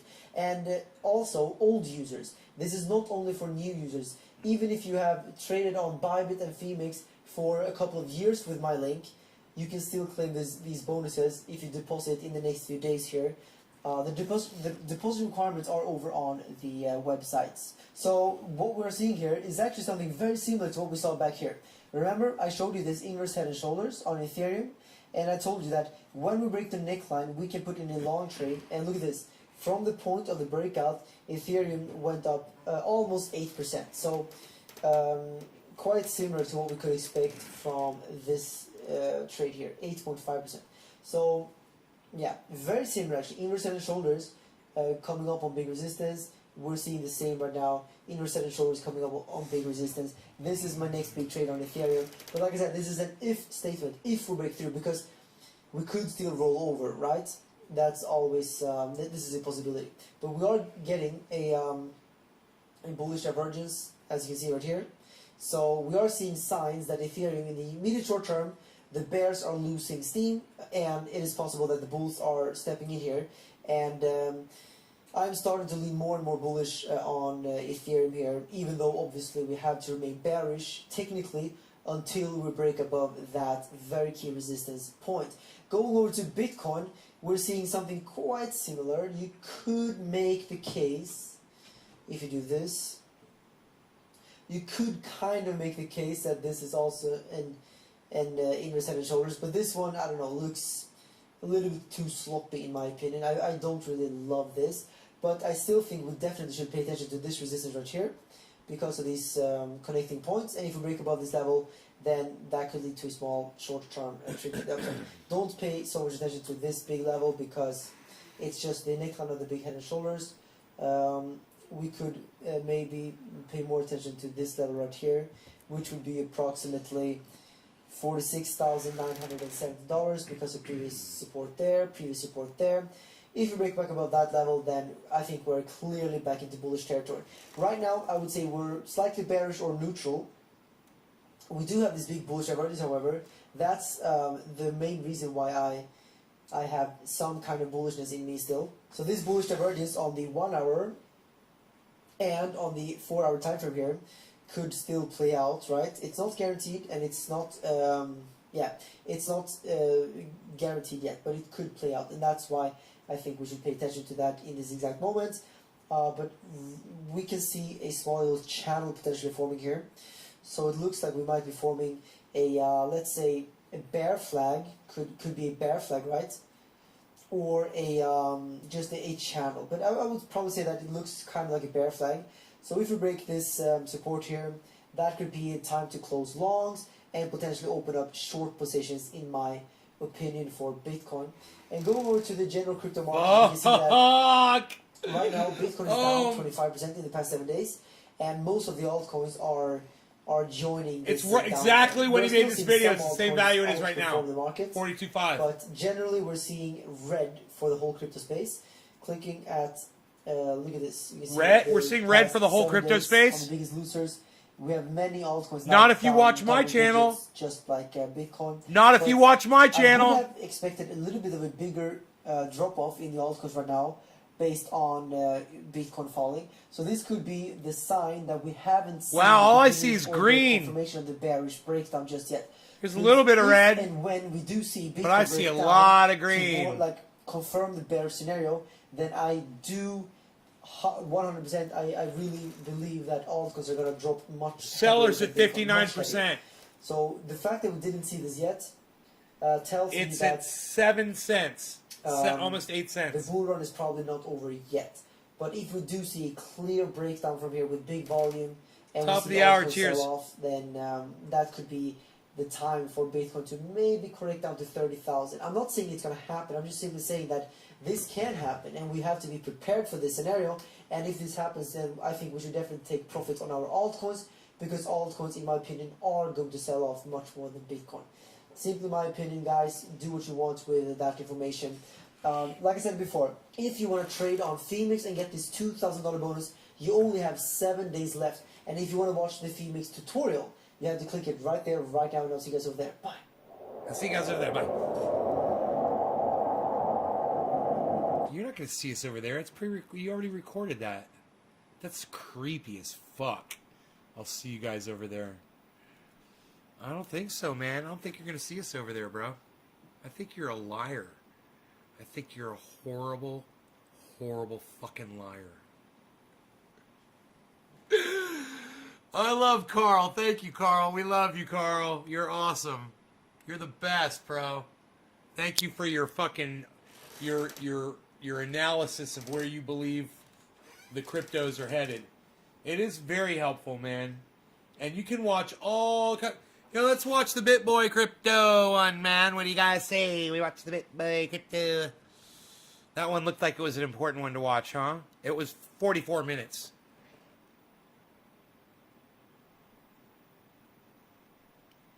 It's not recommending it again. Oh, there it is. 3 hours ago.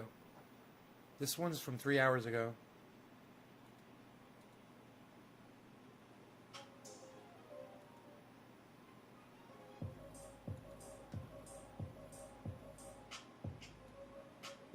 I hate his stupid fucking booty drop music, whatever the fuck they think they're doing. So stupid, man. Show lined up for you today. We've got some really good guests. But first, if you guys are in the chat, we've already got a couple thousand people here. If you could smash that like button. Oh God, shut up!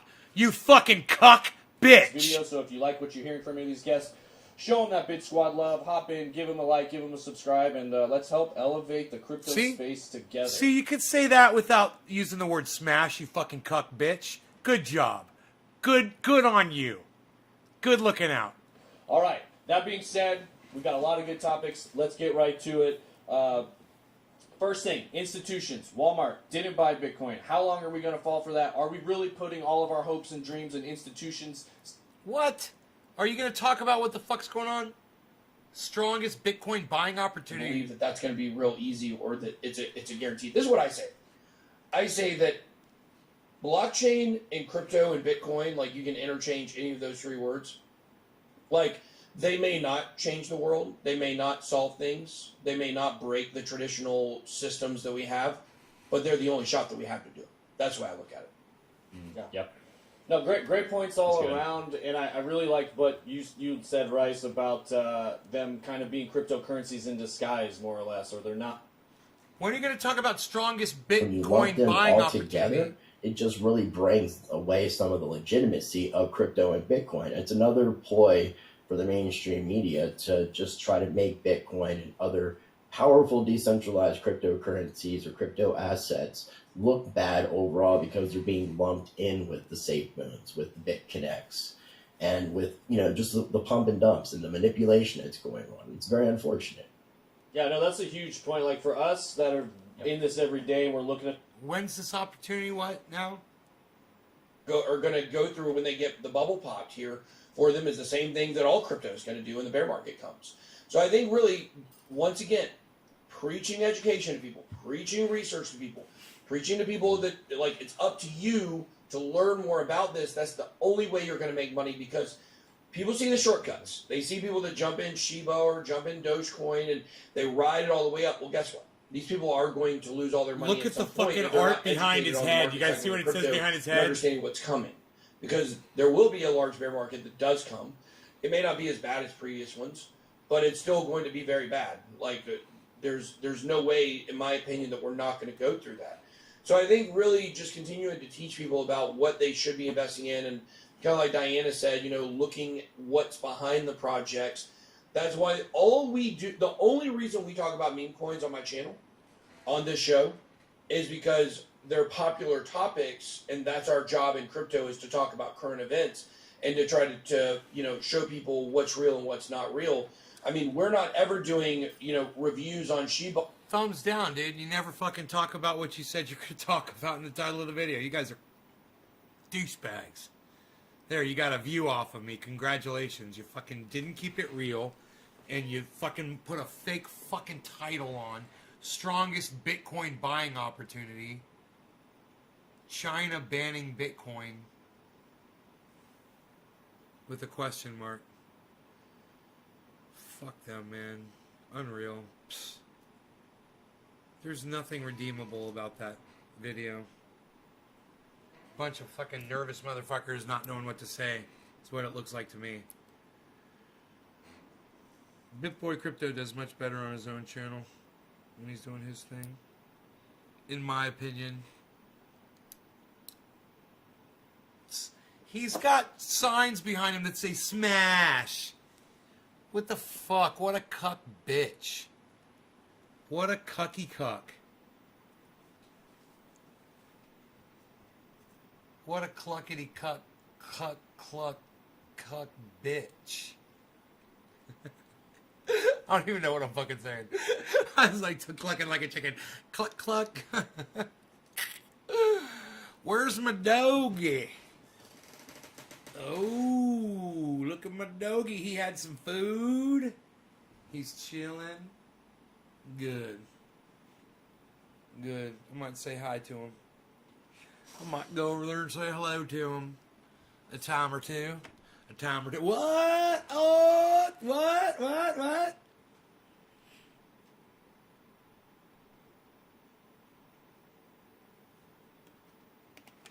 Like I said, after fucking days of 12-hour flight, this is exactly what you need in you right here. It's got the goddamn things and the goddamn stuffs, man. Let's call the boy out. Let's call the boy out here and get to find out what's in here. All right, let's call the boy. Ooh, hello, everybody. Let's see what we've got here. Ooh, citric acid, a little water, natural flavors, sodium. Ooh's probably the little beaver butthole they put in there. Sodium, citrate, salt, potassium, phosphate, modified food starch. Here it is, everyone. Sucralose, because it really sucks. Sucralose, I'm sure. azulflame, azulflame, potassium, mixed triglycerides, I can say that, glycerol, ester of rosin, and blue number 1. But mostly it's just water. Woo! Let's drink some! Sounds good to me! Woohoo! Woo, doggy! Woo, doggy! Ah. I guess I had to scream my voice out tonight. Mission accomplished. Psst. Nobody's screaming that voice out anymore, Trendy Nicholas. What are you doing? Nobody's even doing it. Nobody's even doing it. Nobody's even doing it. Psst. I know what they're doing. They're fixing their beards. That's what they're doing. Needs a little bit of this and a little bit of that. A little bit of fluff and stuff. There we go. Oh, much better. Oh, that's much better. What's going on here with the Bitcoin? Oh, 42.4. Shall we buy in with another bank? Oh. Jeez Louise. I do have to check my other bank anyway, regardless of whether I'm buying anything or not. Make sure it's got enough funds in it as we speak.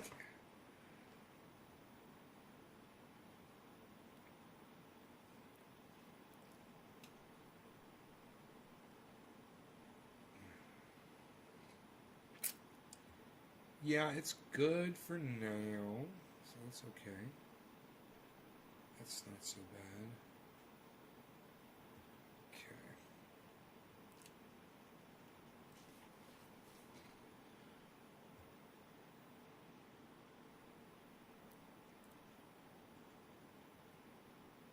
Appreciate me taking you on vacation. Right on, brother.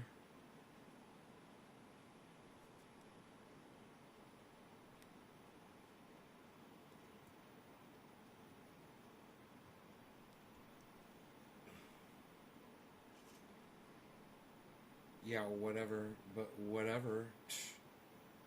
I ain't buying it, but whatever.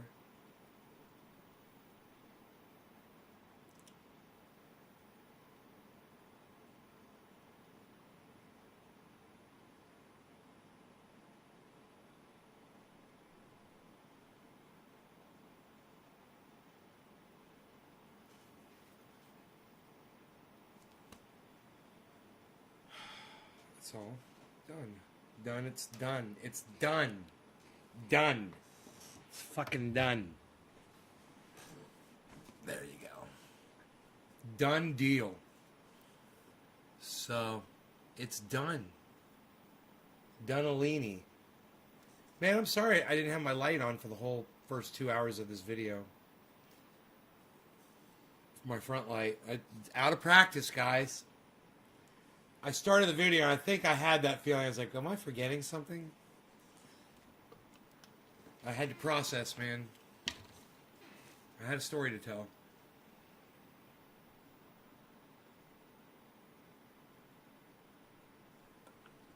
Oh, Nick. That's so nice of you. Trendy neighborhood.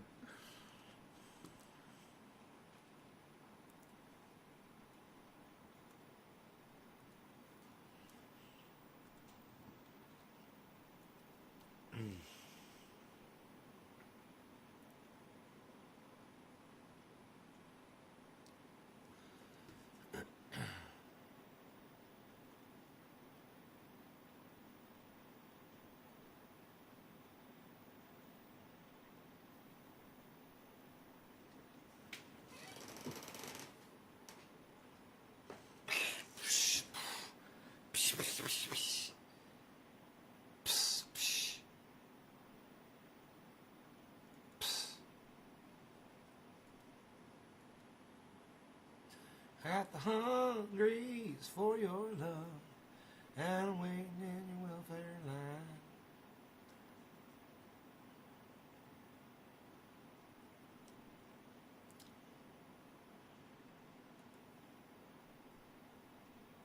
Crypto Cult 420, goddamn right, bitch. Perflow.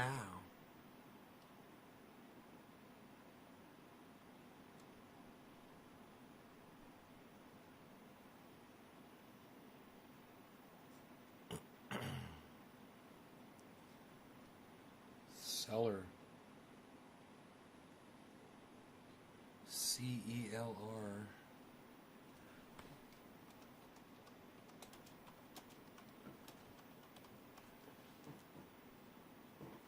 He said, looking to add one more alt to my bag. I said, Seller and your mom.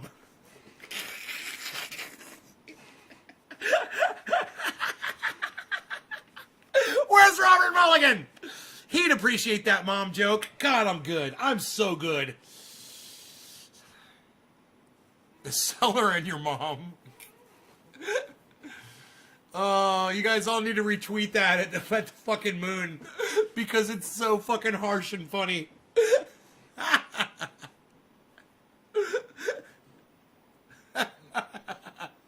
Is anybody gonna see that and laugh at it and give it lots of love? Seller and your mom.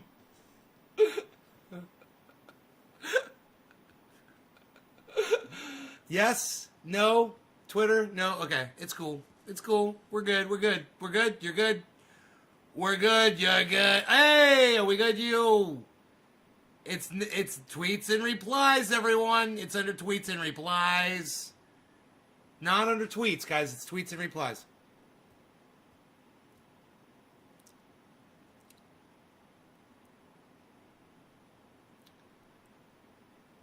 Going to Twitter now. Oh, thanks, bro. Aw, man. You're making me feel good. You're making me feel so good. It's just so nice.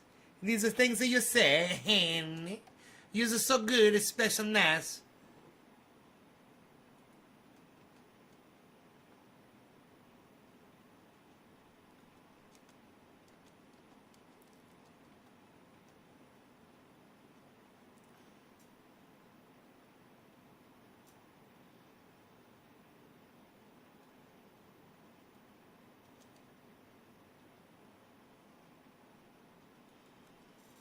Yes, it's so special. It's so nice.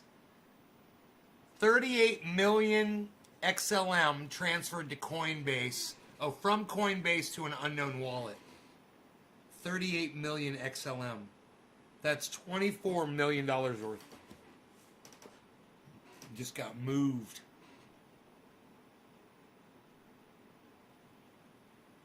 You guys gotta find the tweet to Carl the Moon Carl. It says Seller and your mom. It's such a great tweet, man. You guys need to retweet that shit at him. It's got no I don't think it's got any retweets.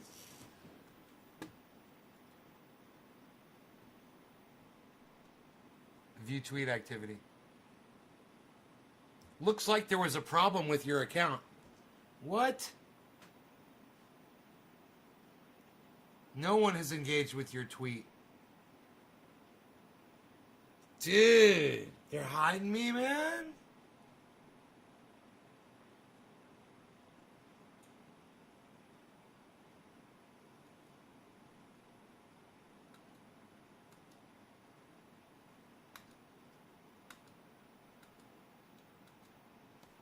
Psh, whatever, pal. Nobody's even...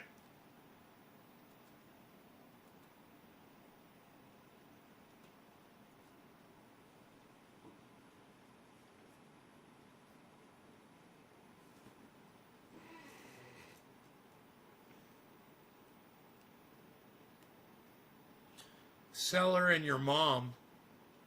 You guys can't see that tweet. It's the best goddamn tweet of the day. And Twitter's got me blocked. Hold on a second. What a great fucking tweet. It doesn't get much better than that, man.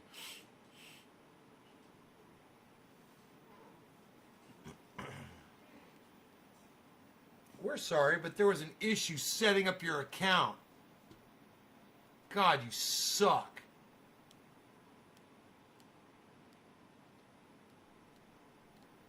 You suck, man. Choose your objective. I'm not trying to set up a fucking campaign. Twitter ads, whatever the fuck, dude. Fuck off, fuck off, fuck off. How about this? You go fuck yourself, and I tell you to go fuck yourself. How about that? You guys like that? I like that. You guys back me up on that one? Me tell Twitter to go fuck themselves? Hey, how about y'all go fuck yourselves?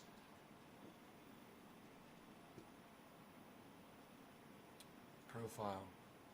Tweets and replies. Looking to add. Seller and your mom. I'm going to pin it. I'm going to pin it to my profile. View tweet activity. Looks like there was a problem with your account. Times people saw this tweet on Twitter. 1. Okay, it's got one view. It's got one view. Can I get another one? From Crypto Cult 420 under tweets and replies guy? No? It's cool. Maybe it was my view on it, and nobody else can see it. I'm assuming you guys can't. Can any of you guys go to Twitter and tell me if you can find the tweet I'd made and tweets and replies to Carl? It says seller and your mom. Hey, there we go. Hey, somebody interacted with it. Somebody can fucking see it. There, now we're talking. Do more. Now fucking retweet that shit at Carl. And fucking talk on there and do shit. Do stuff. Come on, everybody. There we go. Somebody else engaged with it. Come on, people. You can do this. Retweet. Yes. Likes. Yes. Do it. Yes. If you guys know that is a fucking hilarious tweet. The guy that we just watched on this show. The Moon Carl, right? We watched this whole video, and at the end of the video, I go, we love you, Carl. It's fucking great. You do great technical analysis, and we do appreciate it. You guys remember that? So then I got on Twitter, and it said a tweet from him. And he said, looking to add one more alt to my bag. Suggestions? And I said, seller and your mom.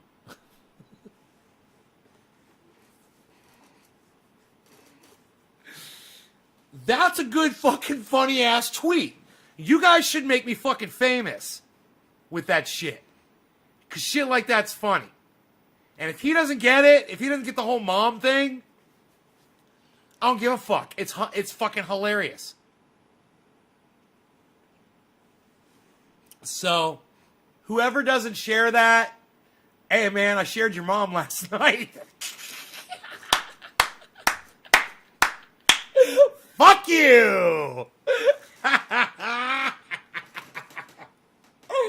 was a good one. Goddamn right. That was a goddamn good one. You guys know you're laughing your asses off now. What? What? What? Oh. Oh. 2 retweets and 2 likes. How dare you? 2 retweets and 2 likes. How dare you? Okay, it says 2 retweets and 2 likes. How dare you? Okay, I'm going just because of that. Hey, Adam. Yeah. Hey, too bad more of you don't go. Too bad more of you don't go to Twitter and retweet me. What's up, Adam? All right, you guys should do it. I'm going to Twitter right now. It's only funny when it's not your mom. No, it's funny. It's never your mom. It's your mom joke. You never take your mom joke personally. You're not really talking about somebody's mother. Dude, I did your mom jokes right in front of fucking Billy. In front of Billy's mom. I was like, he's like, that was a great night. I was like, yeah, your mom had a great night. You know, we do that shit all fucking day. And we did it in front of my mom. It's fucking great. It's hilarious. It's got nothing to do with our mothers. You know, it's always funny, Tula. It doesn't matter who's getting it told to. It's you're not supposed to dwell on who's being told it. You're supposed to just see how funny and silly it is. It's funny. You're just supposed to laugh in delight because it's so funny. That's all it is. It's fucking fun. It's hilarious. Some people can't have humor. Well, I'll tell you what's not funny right now. Doge is at 45. Psst. I'm not laughing about that. What's going on there, Doge? 46. There you go. That's better. And look at Bitcoin at 41.7.